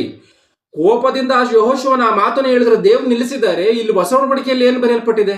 ನೀನು ಯಾರ ಮೇಲೂ ಕೂಡ ಕೋಪ ಪಡಬಾರ್ದು. ನೀನು ಕೋಪ ಪಡುವಂತದ್ದಾದ್ರೆ ನೀನು ಸೂರ್ಯನ ಮುಣುಗೋದಕ್ಕೆ ಮೊದಲೇ ನಿನ್ನ ಸಿಟ್ಟು ತೀರೋಗ್ಬೇಕು, ಇರ್ಕುಡ್ದು ನಿನ್ನಲ್ಲಿ ಎಂಬುದಾಗಿ ದೇವರು ಹೇಳಿದ್ದಾನೆ. ಅಂದ್ರೆ ಇವೆಲ್ಲವೂ ಕೂಡ ಬೈಬಲ್ ಅಲ್ಲಿ ಕಾಲಕ್ಕನುಸಾರವಾಗಿ ಆಗಿರುವಂತ ಮಾರ್ಪಾಟು. ಇದನ್ನ ಗಮನಿಸಬೇಕು. ಯಾವ ಕಾಲದಲ್ಲಿ ಏನು ನಡೆದಿದೆ, ಯಾವ ಕಾಲದಲ್ಲಿ ಏನು ನಡೆಯಲ್ಲ, ಯಾವ ಕಾಲದಲ್ಲಿ ಮನುಷ್ಯನ ದೇವರನ್ನ ಏನ್ ಕೇಳಿದ್ರು ಮಾಡ್ತಾನೆ, ಯಾವ ಕಾಲದಲ್ಲಿ ಮನುಷ್ಯನ ದೇವರು ಏನ್ ಕೇಳಿದ್ರು ಮಾಡಲ್ಲ ಎನ್ನುವಂಥದ್ದನ್ನು ನಾವು ಸ್ಪಷ್ಟವಾಗಿ ಅರ್ಥ ಮಾಡಿಕೊಳ್ಬೇಕು. ಅದ್ಭುತಗಳ ವಿಷಯದಲ್ಲಿ ನೋಡುವಂತ ಸಮಯದಲ್ಲಿ 1ನೇ ಶತಮಾನದಲ್ಲಿ ಸತ್ತಂತವರೇ ಇದ್ದಿದ್ದಾರೆ. ಯೇಸು ಕ್ರಿಸ್ತನು ಸಮುದ್ರದ ಮೇಲೆ ನಡೆದಿದ್ದಾನೆ. ಅಪೊಸ್ತಲರು ಅದ್ಭುತವನ್ನ ಮಾಡಿದ್ದಾರೆ. ಆದ್ರೆ ಈ ಸಮಯದಲ್ಲಿ ಯಾರು ಕೂಡ ಸಮುದ್ರದ ಮೇಲೆ ನಡೀತಾ ಇಲ್ಲ, ಸತ್ತವ್ರನ್ನ ಎಬ್ಬಿಸ್ತಾ ಇಲ್ಲ. ಸತ್ತವ್ರನ್ನ ಎಬ್ಬಿಸ್ತೀವಿ ಅನ್ನುವಂಥ ರೀತಿಯಲ್ಲಿ ಸುಳ್ಳು ವಿಡಿಯೋಗಳನ್ನ, ನಾಟಕಗಳನ್ನ ಮಾಡ್ತಾ ಇದ್ದಾರೆ, ಮನುಷ್ಯರ ಜೇಬಿನಲ್ಲಿರುವಂತ ಹಣವನ್ನು ತೆಗೆಯೋದಕ್ಕೋಸ್ಕರ. ಅಂದ್ರೆ ಇವೆಲ್ಲವೂ ಸುಳ್ಳ? ಇವೆಲ್ಲವೂ ಕೂಡ ಸುಳ್ಳಾದಂಥ ಕಾರ್ಯಗಳು, ಅದ್ಭುತಗಳು ಈ ಒಂದು ಸಮಯದಲ್ಲಿ ನಡೆಯಲ್ಲ ಎನ್ನುವಂಥದ್ದನ್ನು ನಾವು ಸ್ಪಷ್ಟವಾಗಿ ಅರ್ಥ ಮಾಡಿಕೊಳ್ಳಬೇಕು. ಅಂದ್ರೆ ಇವೆಲ್ಲವೂ ಕೂಡ ಬೈಬಲನ್ನು ಓದುವಂಥ ಸಮಯದಲ್ಲಿ ಕಾಲದಲ್ಲಿ ಆಗಿರುವಂಥ ಮಾರ್ಪಾಟುಗಳನ್ನು ಗಮನಿಸಬೇಕು. ಮತ್ತೆ ಸಂದರ್ಭ, ಕಾಲ, ಸಂದರ್ಭ ಹೇಳಿದ್ನಲ್ಲ, ಕಾಲದ ವಿಷಯದಲ್ಲಿ ಆಯಿತು. ಸಂದರ್ಭದ ವಿಷಯದಲ್ಲಿ ನಾವು ನೋಡುವಂಥದ್ದಾದರೆ ಬೈಬಲಲ್ಲಿರುವಂಥ ಯಾವುದೇ ಮಾತನ್ನು ಓದುವಂಥ ಸಮಯದಲ್ಲಿ ಈ ಮಾತನ್ನ ಯಾರು ಯಾರಿಗೆ ಯಾವಾಗ ಹೇಳ್ತಾ ಇದ್ದಾರೆ, ಈ ಮಾತನ್ನ ಗಮನಿಸಬೇಕು. ಏನಕ್ಕೋಸ್ಕರ ಹೇಳ್ತಾ ಇದ್ದಾರೆ ಈ ವಿಷಯವನ್ನು ನಾವು ಗಮನಿಸ್ತಲೇ ಇದ್ರೆ ಬೈಬಲ್ ಎನ್ನುವಂಥದ್ದನ್ನು ನಾವು ಅರ್ಥ ಮಾಡಿಕೊಳ್ಳಕ್ಕಾಗಲ್ಲ. ಒಂದ್ಸರಿ ಅಪೊಸ್ತಲರ ಕೃತ್ಯಗಳು 8ನೇ ಅಧ್ಯಾಯ 34ನೇ ವಚನದಲ್ಲಿ ಕಂಚುಕಿ ಏನ್ ಮಾತನಾಡ್ತಾನೋ ಗಮನಿಸಿ. ಅಪೊಸ್ತಲರ ಕೃತ್ಯಗಳು 8ನೇ ಅಧ್ಯಾಯ 34ನೇ ವಚನ, ಬೇಗ ಬೇಗ ಓದ್ಬೇಕು. ಕಂಚುಕಿಯು ಈ ವಚನವನ್ನು ಕುರಿತು, ಪ್ರವಾದಿಯು ಇದನ್ನು ಯಾರ ವಿಷಯದಲ್ಲಿ ಹೇಳಿದ್ದಾನೆ, ತನ್ನ ವಿಷಯದಲ್ಲಿಯೂ ಮತ್ತೊಬ್ಬನ ವಿಷಯದಲ್ಲಿಯೂ ದಯಮಾಡಿ ಹೇಳಬೇಕು. ನಿಲ್ಲಿಸಿ ಮೆಲ್ಲಗೋದು. ಕಂಚುಕಿ ಆತನ ಫಿಲಿಪ್ಪನನ್ನ ಈ ಮಾತನ್ನ ಕೇಳ್ತಾನೆ. ಯೆಶಾಯನ ಗ್ರಂಥದಲ್ಲಿರುವಂತ ಒಂದು ಮಾತನ್ನ ಓದಿ, ಪ್ರವಾದಿ ಇದನ್ನ ಯಾರ ವಿಷಯದಲ್ಲಿ ಹೇಳಿದ್ದಾನೆ, ತನ್ನ ವಿಷಯದಲ್ಲಿಯೋ ಮತ್ತೊಬ್ಬನ ವಿಷಯದಲ್ಲಿಯೋ ಎಂಬುದಾಗಿ ಕೇಳ್ತಾ ಇದ್ದಾನೆ. ಅಂದ್ರೆ ಯಾರಿಗೆ ಹೇಳ್ತಾ ಇದ್ದಾನೆ ಈ ಮಾತಾ ಎನ್ನುವಂತ ರೀತಿಯಲ್ಲಿ ನಾವು ಗಮನಿಸ್ಬೇಕಾ? ಖಚಿತವಾಗಿ ಗಮನಿಸಬೇಕು. ಕಂಚಿಗೆ ಮಾತನ್ನ ಕೇಳ್ತಾ ಇದ್ದಾನೆ. ಆ ಮಾತನ್ನ ಓದದ್ನ ಇದು ಯಾರ ವಿಷಯದಲ್ಲಿ ಬರೆಯಲ್ಪಟ್ಟಿದೆ, ಯಾರಿಗೆ ಹೇಳ್ತಾ ಇದ್ದಾನೆ ಎಂಬುದಾಗಿ ಕೇಳ್ತಾ ಇದ್ದಾನೆ. ಆ ರೀತಿಯಾಗಿ ನಾವು ಕೂಡ, ಯಾಕಂತಂದ್ರೆ ಯೇಸು ಕ್ರಿಸ್ತನು ಒಂದು ಸಮಯದಲ್ಲಿ ನಮಗೆ ಅಪೊಸ್ತಲರಿಗೆ ಏನ್ ಹೇಳಿದ್ದಾನೆ, ಹೋಗಿ ನೀವು ದೆವ್ವಗಳನ್ನು ಬಿಡಿಸ್ರಿ, ನೀವು ಅದ್ಭುತಗಳನ್ನು ಮಾಡಿದ್ರಿ, ನೀವು ಸ್ವಸ್ಥತೆಗಳನ್ನು ಮಾಡ್ರಿ ಎಂಬುದಾಗಿ ಹೇಳ್ತಾ ಇದ್ದಾನೆ. ಈ ಮಾತು ನಮಗೂ ವರ್ತಿಸುತ್ತೆ ಎಂಬುದಾಗಿ ನಾವಿವತ್ತು ಹೋಗಿ ಆಸ್ಪತ್ರೆಯಲ್ಲಿ ಇರುವಂತ ಎಲ್ಲಾ ಡಾಕ್ಟರ್ಗಳ, ಕ್ಷಮಿಸಿ ಪೇಷಂಟ್ಗಳ ಮೇಲೆ ನಾವು ಕೈ ಇಟ್ಕೊಂಡ್ಬಂದ್ಬಿಟ್ರೆ ಬಿಡುಗಡೆ ಆಗ್ಬಿಡ್ತಾರ, ರೋಗ ವಾಸಿ ಆಗ್ಬಿಡ್ತತ? ಕ್ರೈಸ್ತರಾಗಿರುವಂಥ ಎಷ್ಟು ಜನ ಪೇಷಂಟ್ಗಳಿಲ್ಲ, ಎಷ್ಟು ಜನ HIV ಪೇಷಂಟ್ಗಳಿಲ್ಲ, ಎಷ್ಟು ಜನ BP ಶುಗರ್ಗಳಿರುವಂಥ ಪೇಷಂಟ್ಗಳಿಲ್ಲ, ಎಷ್ಟು ಪಾಸ್ಟರ್ಸ್ಗಳು ಇವತ್ತು ಮೆಡಿಸಿನ್ಗಳು ತೆಗೆದುಕೊಳ್ತಾ ಇಲ್ಲ. ಆಲೋಚನೆ ಮಾಡಿ, ಇದನ್ನ ಗಮನಿಸ್ಬೇಕು. ಯಾರಿಗೆ ಹೇಳಿದ್ರು ಅಂತ? ಯೇಸು ಕ್ರಿಸ್ತನ ಅಪೊಸ್ತಲರಿಗೆ ಹೇಳಿದಂಥ ಮಾತದು. ನಮ್ಗೆ ಹೇಳಿರುವಂಥ ಮಾತೇನು? ನಾವು ನಿನಗೆ ಅಸ್ವಸ್ಥತೆ ಬಂತ, ನೀನು ಹಾಸ್ಪಿಟ್ಲಿಗೆ ಹೋಗಪ್ಪ, ನೀನು ಮೆಡಿಸಿನ್ ತಗ ಎಂಬುದಾಗಿ ಹೇಳಿದ್ದಾನೆ. ಯಾಕಂದ್ರೆ ತಿಮೋತಿ ಪುಸ್ತಕದಲ್ಲಿ ಇದೆಯಲ್ಲ, ಪೌಲನು ಹೇಳ್ತಾನೆ, ನಿನಗೆ ಆಗಾಗ್ಗೆ ಬರುವಂಥ ಅಸ್ವಸ್ಥತೆಗೆ ಮತ್ತೆ ಜೀರ್ಣದ ವಿಷಯದಲ್ಲಿ ದ್ರಾಕ್ಷಾರಸವನ್ನು ತೆಗೆದುಕೋ ಅಂದ್ರೆ ಮೆಡಿಸನ್ ಅನ್ನೇ ಹೇಳ್ತಾ ಇದ್ದಾನೆ. ಆ ರೀತಿಯಾಗಿ ಯಾವ ಒಂದು ಸಂದರ್ಭ ಯಾರಿಗೆ ಹೇಳಿದಂಥದ್ದು ಅದನ್ನು ನಾವು ಗಮನಿಸಬೇಕು. ಮತ್ತೆ ಯಾಜಕಕಾಂಡ 28ನೇ ಅಧ್ಯಾಯ 31ನೇ ವಚನವನ್ನು ಗಮನಿಸಿ ಬೇಗ.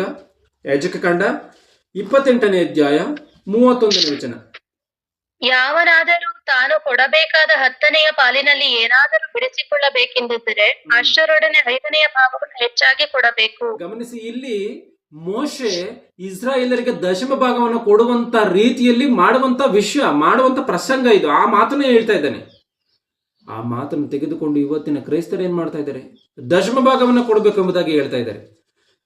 ಇಸ್ರಾಯೇಲರಿಗೆ ಕೊಟ್ಟಂತ ಧರ್ಮಶಾಸ್ತ್ರ ನಮಗೂ ಇದೆ ಅಂತ ಹೇಳಿ ಪಸ್ಕ ಹಬ್ಬಗಳನ್ನ, ಗುಡಾರ ಹಬ್ಬಗಳನ್ನ ಈ ರೀತಿಯಾಗಿ ಮಾಡ್ತಾ ಇದ್ದಾರೆ. ಇವೆಲ್ಲವೂ ಕೂಡ ತಪ್ಪು. ಅದು ಇಸ್ರಾಯೇಲರಿಗೆ ಹೇಳಿದಂತ ಮಾತು. ಸಂದರ್ಭವನ್ನು ಗಮನಿಸಬೇಕು. ಬೈಬಲನ್ನು ಓದುವಂತ ಸಮಯದಲ್ಲಿ ಸಂದರ್ಭ ಗಮನಿಸಬೇಕು. ಯಾರಿಗೆ ಹೇಳಿದಂತ ಮಾತು? ದೇವರು ಇಸ್ರಾಯೇಲರಿಗೆ ಹೇಳಿದಂತ ಮಾತು. ದೇವರು ನಮಗೆ ಹೇಳಿದನ? ಹಬ್ಬ ಮಾಡ್ರಿ ಎಂಬುದಾಗಿ ಹೇಳಿದನ? ಪ್ರತಿದಿನವೂ ನೀನು ಶಿಲುಬೆಯನ್ನು ಎತ್ತುಕೊಂಡು ಪ್ರಪಂಚದ 4 ಮೂಲೆಗಳಿಗೂ ಹೋಗು, ನೀನು ಸುವರ್ತಿನ ಸಾರು ಎಂಬುದಾಗಿ ಹೇಳಿದ್ದಾನೆ. ಆಯ್ತರ ಸಂದರ್ಭದ ವಿಷಯದಲ್ಲಿ ಈ ಮಾತುಗಳನ್ನು ಬರೆಯಬೇಕು. ಅನಂತರ ಭಾಷೆ, ಮೂರನೇದಾಗಿ ಭಾಷಾಜ್ಞಾನ ಎನ್ನುವಂಥದ್ದು ಬೇಕಾ? ಒಂದು ವೇಳೆ ಅನಕ್ಷರಸ್ಥನ ಬೈಬಲನ್ನು ಓದಿದ್ರೆ ಸರಿಯಾದಂಥ ರೀತಿಯಲ್ಲಿ ಅರ್ಥ ಮಾಡ್ಕೊಳ್ಳೋದಕ್ಕೆ ಸಾಧ್ಯ ಇಲ್ಲ. ಭಾಷಾಜ್ಞಾನ ಎನ್ನುವಂಥದ್ದು ಬೇಕು. ಎಲ್ಲಿ ಕಾಮ ಇದೆ, ಎಲ್ಲಿ ಫುಲ್ ಸ್ಟಾಪ್ ಇದೆ, ಇದನ್ನ ಗಮನಿಸಿ ಸರಿಯಾದಂಥ ರೀತಿಯಲ್ಲಿ ಭಾಷಾಜ್ಞಾನ ಇದ್ರೇನೆ ಬೈಬಲ್ ಎನ್ನುವಂಥದ್ದು ಅರ್ಥವಾಗುವುದಕ್ಕೆ ಸಾಧ್ಯ. ಒಂದು ವೇಳೆ ಅರ್ಧ ವಚನವನ್ನು ತೆಗೆದುಕೊಂಡು ಬೇರೆ ವಚನದ ಇನ್ನೊಂದು ಅರ್ಧ ವಚನವನ್ನು ಇದಕ್ಕೆ ಸೇರಿಸ್ಕೊಂಡು ಆ ರೀತಿಯಾಗಿ ಓದಿದ್ರೆ ಅದು ಯಾವ ರೀತಿಯಾಗಿ ಅರ್ಥವಾಗುತ್ತೆ? ಅರ್ಥವಾಗಲ್ಲ. ಕಾಲ, ಸಂದರ್ಭ, ಭಾಷೆ ಈ 3 ಆಯ್ತು. ಮತ್ತೆ 4ನೇದಾಗಿ ಭಾವ, ಅಂದ್ರೆ ವಾಕ್ಯದ ಭಾವವನ್ನು ಅರ್ಥ ಮಾಡಿಕೊಳ್ಬೇಕಾ? ವಾಕ್ಯದ ಭಾವವು ಖಚಿತವಾಗಿ ಅರ್ಥವಾಗಬೇಕು. ಏನೋ ನಮಗೆ ಭಾಷಾಜ್ಞಾನ ಇದೆ ಅಂತೇಳಿ ಅಂದುಕೊಂಡು ದೇವರಿಗೆ ಇಂಥ ಭಾಷೆಯಲ್ಲಿರುವಂಥದ್ದೇ ಖಚಿತವಾದಂಥ ಹೆಸರು, ಆ ಭಾಷೆಯಿಂದ ಮಾತನಾಡಿದ್ರೆ ಮಾತ್ರವೇ ದೇವರು ನಮ್ಮ ಪ್ರಾರ್ಥನೆಯನ್ನು ಕೇಳ್ತಾನೆ, ದೇವರು ಮತ್ತೆ ನಮಗೆ ರೀಪ್ಲೈ ಮಾಡ್ತಾನೆ. ಆ ಭಾಷೆಯನ್ನು ಹೊರತುಪಡಿಸಿ ಬೇರೆ ಭಾಷೆಯಿಂದ ನಾವು ಮಾಡಿದ್ರೆ ಅರ್ಥವಾಗಲ್ಲ ಎಂಬುದಾಗಿ. ಯಾಕೆಂತಂದ್ರೆ ಆ ರೀತಿಯಾಗಿ ಅಂದುಕೊಂಡ್ರೆ ಅಮಾಯಕರು. ಕೀರ್ತನೆ 139ನೇ ಕೀರ್ತನೆಯಲ್ಲಿ ನೀನು ಮಾಡುವಂಥ ಆಲೋಚನೆಗಳು ನನಗೆ ಗೊತ್ತಿದೆ ಎಂಬುದಾಗಿ ಎಲ್ಲವನ್ನ ಹೇಳಿದಂಥ ದೇವರು ಇವತ್ತು ನಾವು ಮನಸ್ಸಿನಲ್ಲಿ ಆಲೋಚನೆ ಮಾಡ್ತೀವಿ. ನಾವು ಯಾವ ಭಾಷೆಯಲ್ಲಿ ಆಲೋಚನೆ ಮಾಡಿದ್ದೀವಿ? ಅರ್ಥ ಮಾಡ್ಕೊಳ್ಳಿ, ಯಾವ ಭಾಷೆಯಲ್ಲಿ ಆಲೋಚನೆ ಮಾಡಿದ್ದೀವಿ ನಾವು? ಈ ಆಲೋಚನೆಯನ್ನು ತಿಳಿದಂಥವನು ದೇವರು. ನಮ್ಮ ಭಾಷೆಯೊಂದಿಗೆ ದೇವರಿಗೆ ಅವಶ್ಯಕತೆ ಇಲ್ಲ. ನಾವು ಮಾಡುವಂಥ ಆಲೋಚನೆಯನ್ನೇ ತಿಳಿದಿರುವಂಥ ದೇವರಿಗೆ ಭಾಷೆಯನ್ನ ಕಟ್ಕೊಂಡು ಏನಾಗಬೇಕಾಗಿದೆ? ಆಗಿರುವಂಥ ಕಾರಣ ದೇವವಾಕ್ಯವನ್ನು ನಾವು ಆಲೋಚನೆ ಮಾಡಿ ಅರ್ಥ ಮಾಡಿಕೊಳ್ಬೇಕಾದ್ರೆ ಭಾವವನ್ನ ತಿಳಿದಿರಬೇಕು. ವಾಕ್ಯದ ಒಂದು ಅರ್ಥವನ್ನ ಗ್ರಹಿಸಬೇಕು. ದೇವರ ವಾಕ್ಯದ ಅರ್ಥವನ್ನ ಗ್ರಹಿಸಬೇಕು ಅಂದರೆ ದೇವರ ವಾಕ್ಯಗಳಲ್ಲಿರುವಂಥ ಭಾವ ಏನು ಇದನ್ನು ತಿಳಿದುಕೊಳ್ಬೇಕು. ಇವತ್ತು ಉದಾಹರಣೆಯಾಗಿ ನಾವು ನೋಡುವಂಥದ್ದಾದರೆ ರವಿ ಎಂಬುದಾಗಿ ಹೇಳ್ತೀವಿ, ಅಂದರೆ ಸೂರ್ಯನ್. ಇದಕ್ಕೆ ಬೆಳಕು, ಬಿಸಿ, ತೇಜಸ್ಸು ಎನ್ನುವಂಥ ಇವೆಲ್ಲ ಅರ್ಥಗಳು, ಇವೆಲ್ಲ ಭಾವಗಳು ಬರುತ್ತೆ, ಇವೆಲ್ಲ ಅರ್ಥಗಳು ಬರುತ್ತೆ. ಇವುಗಳನ್ನ ಅರ್ಥ ಮಾಡಿಕೊಳ್ಬೇಕೇ ಹೊರತು ಏನೋ ರವಿ ಎನ್ನುವಂಥ ಇದೊಂದೇ ಮಾತನ್ನ ನಾವು ಅರ್ಥ ಮಾಡಿಕೊಂಡ್ರೆ ಅದು ಸರಿಯಾಗಿ ಇರಲ್ಲ. ಹಾಗಿರುವಂಥ ಕಾರಣ ವಾಕ್ಯದ ಭಾವವನ್ನು ತಿಳಿದುಕೊಳ್ಬೇಕು. ಯಾವುದೋ ಒಂದು ಅಕ್ಷರವನ್ನು ತೆಗೆದುಕೊಂಡು ನೇರವಾಗಿ ಇದು ಇಂಥದ್ದೇ ಎನ್ನುವಂಥ ರೀತಿಯಲ್ಲಿ ತೀರ್ಮಾನಕ್ಕೆ ಬರಬಾರ್ದು. ಅದಕ್ಕೋಸ್ಕರವೇ ಒಂದ್ಸರಿ 2 ಕೊರಿಂಥ 3ನೇ ಅಧ್ಯಾಯ 6ನೇ ವಚನವನ್ನು ಗಮನಿಸಿ. 2 ಕೊರಿಂಥಿ 3ನೇ ಅಧ್ಯಾಯ 6ನೇ ವಚನವನ್ನ. ಆತನು ಹೊಸ ಒಡಂಬಡಿಕೆಗೆ ಸೇವಕರಾಗಿರುವ ಸಾಮರ್ಥ್ಯವನ್ನು ನಮಗೆ ಅನುಗ್ರಹಿಸಿದ್ದಾನೆ. ಈ ಒಡಂಬಡಿಕೆಯು ಲಿಖಿತ ರೂಪವಾದದ್ದಾಗಿರದೆ ದೇವರಾತ್ಮ ಸಂಬಂಧವಾದದ್ದು ಆಗಿದೆ. ಲಿಖಿತ ರೂಪವಾದ ಒಡಂಬಡಿಕೆಯು ಮರಣವನ್ನುಂಟು ಮಾಡುತ್ತದೆ, ದೇವರಾತ್ಮ ಸಂಬಂಧವಾದದ್ದು ಜೀವವನ್ನುಂಟು ಮಾಡುತ್ತದೆ. ಲಿಖಿತ ರೂಪವಾದಂಥದ್ದು ಮರಣವನ್ನು ಉಂಟು ಮಾಡುತ್ತಂತೆ. ಮುಂದೆ ದೇವರಾತ್ಮ ಸಂಬಂಧವಾದದ್ದು ದೇವರಾತ್ಮ ಸಂಬಂಧವಾದಂಥದ್ದು ಜೀವವನ್ನು ಉಂಟು ಮಾಡುತ್ತಂತೆ. ಇದೇ ಮಾತು ತೆಲುಗು ಭಾಷೆಯಲ್ಲಿ ಏನಿದೆ ಅಂದ್ರೆ, ಅಕ್ಷರము చెంపును గాని ಆತ್ಮ ಜೀವಿಂಪಜೇಯುನು. ಅಕ್ಷರ ಎನ್ನುವಂಥದ್ದು ಕೊಲ್ಲುತ್ತೆ. ಅಂದ್ರೆ ದೇವರ ಮಾತುಗಳನ್ನ ನೇರವಾಗಿ ಅಕ್ಷರಗಳು ಯಾವ ರೀತಿಯಾಗಿದೆಯೋ ಆ ರೀತಿಯಾಗಿ ತೆಗೆದುಕೊಂಡ್ರೆ ಅದು ಅರ್ಥವಾಗಲ್ಲ ಅಂತ ಈ ಮಾತಿನ ಅರ್ಥ. ಯಾಕಂದ್ರೆ ಪ್ರಕಟಣೆ ಗ್ರಂಥದಲ್ಲಿ 1000 ವರ್ಷಗಳು ಎಂಬುದಾಗಿದೆ, ಘಟಸರ್ಪ ಎಂಬುದಾಗಿ ಇದೆ, ಕ್ರೂರ ಮೃಗಗಳ ವಿಷಯದಲ್ಲಿ ಬರೆಯಲ್ಪಟ್ಟಿದೆ. ಇವೆಲ್ಲವೂ ಘಟಸರ್ಪ ಅಂದ್ರೆ ಹಾವು ಅಂತಲೇ, 1000 ವರ್ಷ ಅಂದ್ರೆ 1000 ಅಂತಲೇ ಈ ರೀತಿಯಾಗಿ ನಾವು ತೆಗೆದುಕೊಂಡ್ರೆ ಅರ್ಥವಾಗಲ್ಲ. ಅಲ್ಲಿ ಭಾವವು ಮುಖ್ಯ. ರೂಪಾಲಂಕಾರವಾಗಿ ದೇವರು ಬರೆಸಿರುವಂತ ಕಾರಣ ಇನ್ನೊಂದು ಲೋಕದಲ್ಲಿರುವಂತ ಕಾರ್ಯಗಳನ್ನ ಮನುಷ್ಯನಿಗೆ ತಿಳಿಸ್ಬೇಕು ಅಂತ ಅಂದ್ರೆ, ಇನ್ನೊಂದು ಲೋಕದ ಯಾವ ಕಾರ್ಯವನ್ನು ನೋಡದೇ ಇರುವಂತ ಮನುಷ್ಯನ ಯಾವ ರೀತಿಯಾಗಿ ಅರ್ಥ ಮಾಡಿಕೊಳ್ತಾನೆ, ಅದಕ್ಕೋಸ್ಕರವೇ ದೇವರು ಏನ್ ಮಾಡ್ತಾನೆ, ಈ ಭೂಮಿ ಮೇಲಿರುವಂತ ಕಾರ್ಯವನ್ನೇ ತೋರಿಸಿ ಆತನ ಪರಿಚಯವನ್ನು ಮಾಡಿ ಇನ್ನೊಂದು ಲೋಕದ ವಿಷಯದಲ್ಲಿ ತಿಳಿಸಬೇಕು. ಆಗಿರುವಂತ ಕಾರಣವೇ ಘಟಸರ್ಪ ಎಂಬುದಾಗಿ ಹೇಳಿದ್ದಾನೆ. ಘಟಸರ್ಪ ಅಂತಂದ್ರೆ ಸೈತಾನನ ವಿಷಯದಲ್ಲಿ, 1000 ವರ್ಷ ಅಂದ್ರೆ ದೀರ್ಘಕಾಲ ಎನ್ನುವಂತ ರೀತಿಯಲ್ಲಿ ನಾವು ಭಾವವನ್ನು ಅರ್ಥ ಮಾಡಿಕೊಳ್ಳಬೇಕು. ಆ ರೀತಿಗೆ ಭಾವವನ್ನು ಅರ್ಥ ಮಾಡಿಕೊಳ್ಳದಲೇ ಇದ್ರೆ ಬೈಬಲ್ ಎನ್ನುವಂಥದ್ದು ಅರ್ಥವಾಗಲ್ಲ. ಅದಕ್ಕೋಸ್ಕರವೇ ಯೇಸು ಕ್ರಿಸ್ತನು ಈ ಭಾವದ ವಿಷಯದಲ್ಲಿ ಆತನು ಮಾತನಾಡ್ತಾ ಏನ್ ಹೇಳ್ತಾ ಇದ್ದಾನೆ, ಒಂದ್ಸರಿ ಮತ್ತಾಯನ ಬರೆದ ಸುವಾರ್ತೆ 12ನೇ ಅಧ್ಯಾಯ 7ನೇ ವಚನವನ್ನು ಗಮನಿಸಿ. ಮತ್ತಾಯನ ಬರೆದ ಸುವಾರ್ತೆ 12ನೇ ಅಧ್ಯಾಯ 7ನೇ ವಚನವನ್ನ, ನನಗೆ ಯಜ್ಞವು ಬೇಡ ಕರುಣೆಯೇ ಬೇಕು ಎಂಬುದರ ಅರ್ಥವನ್ನು ನೀವು ಬೇಕು. ಗಮನಿಸಿ, ಯಜ್ಞವು ಬೇಡ ಕರುಣೆಯೇ ಬೇಕು ಅಂದ್ರೆ ದೇವರಿಗೆ ಏನೋ ಯಜ್ಞವನ್ನ ಮಾಡೋದಕ್ಕೆ ಒಂದ್ ಸಮಯದಲ್ಲಿ ಹೇಳಿದನಲ್ಲ, ದೇವ್ರಿಗೆ ಏನೋ ರಕ್ತ ಅಂದ್ರೆ ಆಸೆನೇನೋ, ಪ್ರಾಣಿಗಳು ಅಂದ್ರೆ ಆಸೆನೇನೋ ಅಂತ ಹೇಳಿ ಈ ರೀತಿಯಾಗಿ ಅಂದ್ಕೊಳಕ್ ಹೋಗ್ಬಾರ್ದು. ಕರುಣೆಯೇ ಬೇಕು. ಮನುಷ್ಯನು ಮಾರ್ಪಾಟ ಆಗ್ಬೇಕು. ಅದು ದೇವರ ಆಲೋಚನೆ. ಈ ಭಾವವನ್ನು ಅರ್ಥ ಮಾಡಿಕೊಳ್ಬೇಕು. ಅದು ಬಿಟ್ಟು ದೇವ್ರು ಯಜ್ಞವನ್ನು ಮಾಡೋದಕ್ಕೆ ಹೇಳಿದನಲ್ಲ, ದೇವ್ರಿಗೆ ರಕ್ತ ಅಂದ್ರೆ ಇಷ್ಟನೇನೋ, ಮಾಂಸ ಅಂದ್ರೆ ಇಷ್ಟನೇನೋ ಅಂತ ಹೇಳಿ ತಪ್ಪಾಗಿ ಅರ್ಥ ಮಾಡಿಕೊಳ್ಳಬಾರದು. ವಾಕ್ಯ ಭಾವವನ್ನು ಗ್ರಹಿಸಿದ್ರೆ ದೇವರ ವಾಕ್ಯವು ತಿಳಿಯುತ್ತೆ, ಇಲ್ಲ ಅಂತಂದ್ರೆ ತಿಳಿಯುವುದಿಲ್ಲ. ಮತ್ತೆ 3ನೇ ಪಾಯಿಂಟ್, ಇದು ಕಾಲ, ಸಂದರ್ಭ, ಭಾಷೆ, ಭಾವ, ಈ 2ನೇ ಪಾಯಿಂಟ್ ಅಲ್ಲಿ ಈ 4 ವಿಷಯವನ್ನ ನೋಡಿದ್ದಾದ್ಮೇಲೆ ಮತ್ತೆ 3ನೇ ಪಾಯಿಂಟು ವಾಕ್ಯವನ್ನ ಸರಿಯಾಗಿ ವಿಭಜಿಸಿ ಓದಬೇಕು. ಇದು ಒಂದು ಪಾಯಿಂಟ್. ಬೈಬಲ್ನ ಹೇಗೆ ಓದಬೇಕು ಎನ್ನುವಂಥ ವಿಷಯದಲ್ಲಿ ವಾಕ್ಯವನ್ನ ಸರಿಯಾದಂಥ ರೀತಿಯಲ್ಲಿ ವಿಭಜನೆ ಮಾಡಿ ಓದಬೇಕು. ಯಾಕೆಂದ್ರೆ ಪ್ರತಿಯೊಂದಕ್ಕೂ ಕೂಡ ವಿಭಜನೆ ಇರುವಂತ ಕಾರಣ, ವಿಭಜಿಸುವಂತ ಕಾರ್ಯವೂ ಇರುವಂತ ಕಾರಣ ಬೈಬಲನ್ನು ಕೂಡ ವಿಭಜನೆ ಮಾಡಿ ಓದಿದ್ರೆ ಮಾತ್ರವೇ ಅರ್ಥವಾಗುತ್ತೆ. ಇಲ್ಲಾಂದ್ರೆ ಅರ್ಥವಾಗಲ್ಲ. ಎಲ್ಲಾ ಮಾತುಗಳನ್ನು ಒಂದೇ ಅರ್ಥ ಅಂತ ಹೇಳಿ ಅಂದ್ಕೊಂಡ್ರೆ ಅರ್ಥವಾಗುತ್ತಾ? ಅರ್ಥವಾಗಲ್ಲ. 2 ತಿಮೋತಿ 2ನೇ ಅಧ್ಯಾಯ 15ನೇ ವಚನವನ್ನು ಗಮನಿಸಿ. 2 ತಿಮೋತಿ 2ನೇ ಅಧ್ಯಾಯ 15ನೇ ವಚನವನ್ನ, ನೀನು ದೇವರ ದೃಷ್ಟಿಗೆ ಯೋಗ್ಯನಾಗಿ ಕಾಣಿಸಿಕೊಳ್ಳುವುದಕ್ಕೆ ಪ್ರಯಾಸ ಪಡು, ಅವಮಾನಕ್ಕೆ ಗುರಿಯಾಗದ ಕೆಲಸದವನು, ಸತ್ಯವಾಕ್ಯವನ್ನು ಸರಿಯಾಗಿ ಉಪದೇಶಿಸುವವನು ಆಗಿರು. ಸತ್ಯವಾಕ್ಯವನ್ನ ಸರಿಯಾಗಿ ಉಪದೇಶಿಸುವವನು ಅಂದ್ರೆ ಸರಿಯಾಗಿ ವಿಭಜನೆ ಮಾಡುವಂಥದ್ದು. ವಾಕ್ಯವನ್ನ ಸರಿಯಾದಂತ ರೀತಿಯಲ್ಲಿ ಉಪದೇಶ ಮಾಡಬೇಕು ಅಂದ್ರೆ ಸರಿಯಾದಂತ ರೀತಿಯಲ್ಲಿ ನೀವು ವಿಭಜಿಸಿ ಓದಿ ಅರ್ಥ ಮಾಡಿಕೊಳ್ಬೇಕು ಅಂತ. ದೈವವಾಕ್ಯನ ವಿಭಜನೆ ಮಾಡದಲ್ಲೇ ಅದ್ರ ಅರ್ಥವಾಗಲ್ವಾ? ಸಾಧ್ಯವಿಲ್ಲ.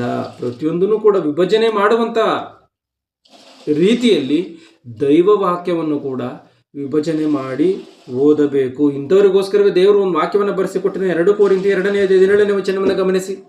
2 ಕೊರಿಂಥಿ 2ನೇ ಅಧ್ಯಾಯ 17ನೇ ವಚನವನ್ನ, ಆದರೆ ನಾವು ದೇವರ ವಾಕ್ಯವನ್ನು ಕಲಬರಿಕೆ ಮಾಡುವವರಾದ ಹೆಚ್ಚು ಪಾಲಿನ ಜನರ ಹಾಗಿರದೆ ನಿಷ್ಕಪಟಿಗಳಾಗಿ ದೇವರಿಂದ ಉಪದೇಶ ಹೊಂದಿದವರಿಗೆ ತಕ್ಕ ಹಾಗೆ ಕ್ರಿಸ್ತನ ಅನ್ಯೋನ್ಯತೆಯಲ್ಲಿದ್ದುಕೊಂಡು ದೇವರ ಸಮಕ್ಷಮದಲ್ಲಿಯೇ ಮಾತನಾಡುತ್ತೇವೆ.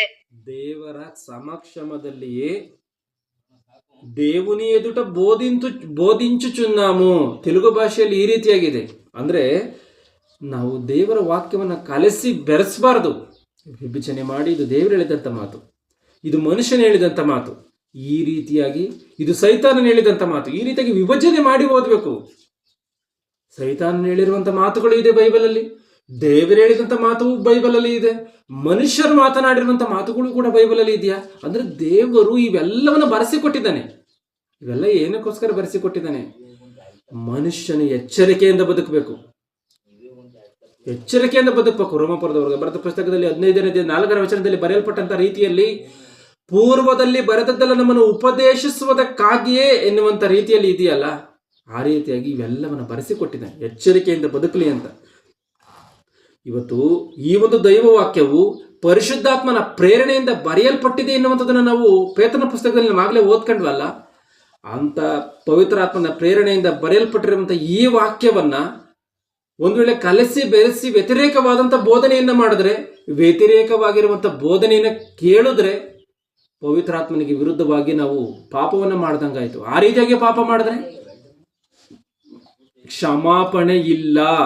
ಬೋಧನೆ ಮಾಡಿದ್ರು, ಬೋಧನೆ ಕೇಳಿದ್ರು ಗಮನಿಸಿ, ನಾವೇನು ಬೋಧನೆ ಮಾಡ್ತಾ ಇಲ್ವಲ್ಲ, ನಾವು ಆ ರೀತಿಯಾಗಿ ನಡ್ಕೊಳ್ತಾ ಇಲ್ವಲ್ಲ, ನಮ್ಗೇನು ಅಂತೇಳಿ ಅಂದ್ಕೊಳ್ಳುವಂಥದ್ದಾದ್ರೆ ನೀನು ಬೋಧನೆಯನ್ನ ಕೇಳಿದ್ರೂ ಕೂಡ ನೀನು ತಪ್ಪೇ ಎಂಬುದಾಗಿ ಬೈಬಲ್ ಹೇಳ್ತಾ ಇದೆ. ನೀನು ದೇವರ ಮಾತುಗಳಿಗೆ ವ್ಯತಿರೇಕವಾಗಿರುವಂಥದ್ದನ್ನು ನೀನು ಕೇಳ್ದ, ನೀನು ತಪ್ಪು ಅಂತ. ಆಗಿರುವಂಥ ಕಾರಣ ಬೈಬಲ್ನ ಈ ರೀತಿಯಾಗಿ ವಿಭಜನೆ ಮಾಡಿ ಓದಬೇಕು. ಕೊನೆಯದಾಗಿ ಬೈಬಲ್ನ ಏನಕ್ಕೋಸ್ಕರ ಓದಬೇಕು? ಪ್ರಪಂಚದಲ್ಲಿ ರಾಶಿ ರಾಶಿ ಪುಸ್ತಕಗಳಿದ್ರೂ ಕೂಡ ಈ ಬೈಬಲ್ನ ಓದುವಂಥದ್ರಿಂದ ಬರುವಂಥ ಲಾಭವೂ ಏನು? ಮನುಷ್ಯನಿಗೆ ಇವತ್ತು ಲಾಭವನ್ನು ಅಪೇಕ್ಷೆ ಪಡ್ತಾನಲ್ಲ ಯಾವುದೇ ವಿಷಯದಲ್ಲೂ ಕೂಡ. ಆ ರೀತಿ ಬೈಬಲ್ನ ಓದಿದ್ರೆ ಬರುವಂಥ ಲಾಭ ಏನು? ಬೈಬಲ್ನ ಓದಿದ್ರೆ ಬರುವಂಥ ಪ್ರಯೋಜನವೇನು ಎಂಬುದಾಗಿ ನಾವು ನೋಡುವಂಥದ್ದಾದರೆ, ಬೈಬಲನ್ನು ಓದಿದ್ರೆ ಭೌತಿಕವಾಗಿ ಈ ಒಂದು ಪ್ರಪಂಚದಲ್ಲಿ ಯಾವುದೂ ಬರಲ್ಲ. ಭೌತಿಕವಾಗಿ ಯಾವುದೂ ಬರಲ್ಲ. ಗಮನಿಸಿ, 1 ಕೊರಿಂಥಿ 15:19 ಆ ಮಾತಿದೆ, ಕ್ರಿಸ್ತನನ್ನ ಈ ಲೋಕದ ಮಟ್ಟಿಗೆ ನೀವು ನಂಬಿಕೊಳ್ಳುವಂಥದ್ದಾದ್ರೆ ಎಲ್ಲ ಮನುಷ್ಯರಲ್ಲೂ ನಿರ್ಭಾಗ್ಯರೇ ಅಂತ. ಆಗಿರುವಂಥ ಕಾರಣ ಎಫೆಸ 1:4 ಅನುಸಾರವಾಗಿ ಸಕಲ ಆತ್ಮೀಯ ವರಗಳನ್ನು ಕ್ರಿಸ್ತ ಯೇಸುವಿನಲ್ಲಿ ಅನುಗ್ರಹಿಸಿದ್ದಾನೆ ಎನ್ನುವಂಥ ಮಾತಿಗೆ ಅನುಸಾರವಾಗಿ ನಾವು ಬೈಬಲನ್ನು ಓದಿದ್ರೆ ಏನ್ ಸಿಗುತ್ತೋ ಗೊತ್ತಾ? ಒಂದ್ಸರಿ ಯೋಹಾನ್ ಸುವಾರ್ತೆ 5:39 ಗಮನಿಸಿ. ಯೋಹಾನನ್ ಸುವಾರ್ತೆ 5:39 ಶಾಸ್ತ್ರಗಳಿಂದ ನಿತ್ಯ ಜೀವವು ದೊರೆಯುತ್ತದೆಂದು ನೀವು ನೆನೆಸಿ ಅವುಗಳನ್ನು ಮೆಲ್ಲಗೋದು. ಶಾಸ್ತ್ರಗಳಿಂದ ನಿತ್ಯ ಜೀವವು ದೊರೆಯಿತು. ಶಾಸ್ತ್ರಗಳಂದ್ರೆ ಅವು 66 ಪುಸ್ತಕಗಳು, ಈ ಬೈಬಲ್. ಇದರಿಂದ ನಿತ್ಯ ಜೀವವು ದೊರೆಯುತ್ತಂತೆ, ನಿತ್ಯ ಜೀವವು ಸಿಗುತ್ತಂತೆ. ಆಲೋಚನೆ ಮಾಡಿ, ನಿತ್ಯ ಜೀವ ಅಂದ್ರೆ ಸ್ವರ್ಗ. ಈ ಸ್ವರ್ಗ ಸಿಗುತ್ತಂತೆ.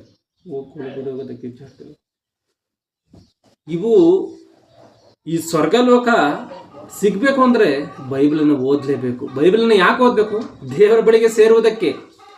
ಯಾಕೆ ಬೈಬಲ್ನ ಓದಲಿದ್ರೆ ಸ್ವರ್ಗ ಸಿಗಲ್ವಾ? ಸಿಗಲ್ಲ.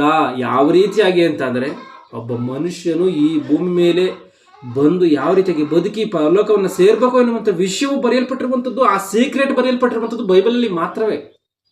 ಆಗಿರುವಂಥ ಕಾರಣ ಇಡೀ 66 ಪುಸ್ತಕಗಳನ್ನು ಓದಿ, ನಾನು ಹುಟ್ಟುವುದಕ್ಕೆ ಕಾರಣ ಏನು, ಹುಟ್ಟಿದಂಥ ನಾನು ಮಾಡಬೇಕಾಗಿರುವಂಥ ಕೆಲಸವೇನು, ನನ್ನ ಇವೆಲ್ಲವನ್ನು ಮಾಡಿ ಈ ಲೋಕವನ್ನು ಬಿಟ್ಟಂಥ ತರುವಾಯ ನಡೆಯುವಂಥ ಕಾರ್ಯವು ಏನು ಎನ್ನುವಂಥದ್ದು ನೀವೆಲ್ಲವನ್ನು ತಿಳಿಯಬೇಕು ಅಂತಂದರೆ ಬೈಬಲನ್ನು ಓದಲೇಬೇಕು, ದೇವರ ಮಾತಿಗೆ ಅನುಸಾರವಾಗಿ ಬದುಕಲೇಬೇಕು.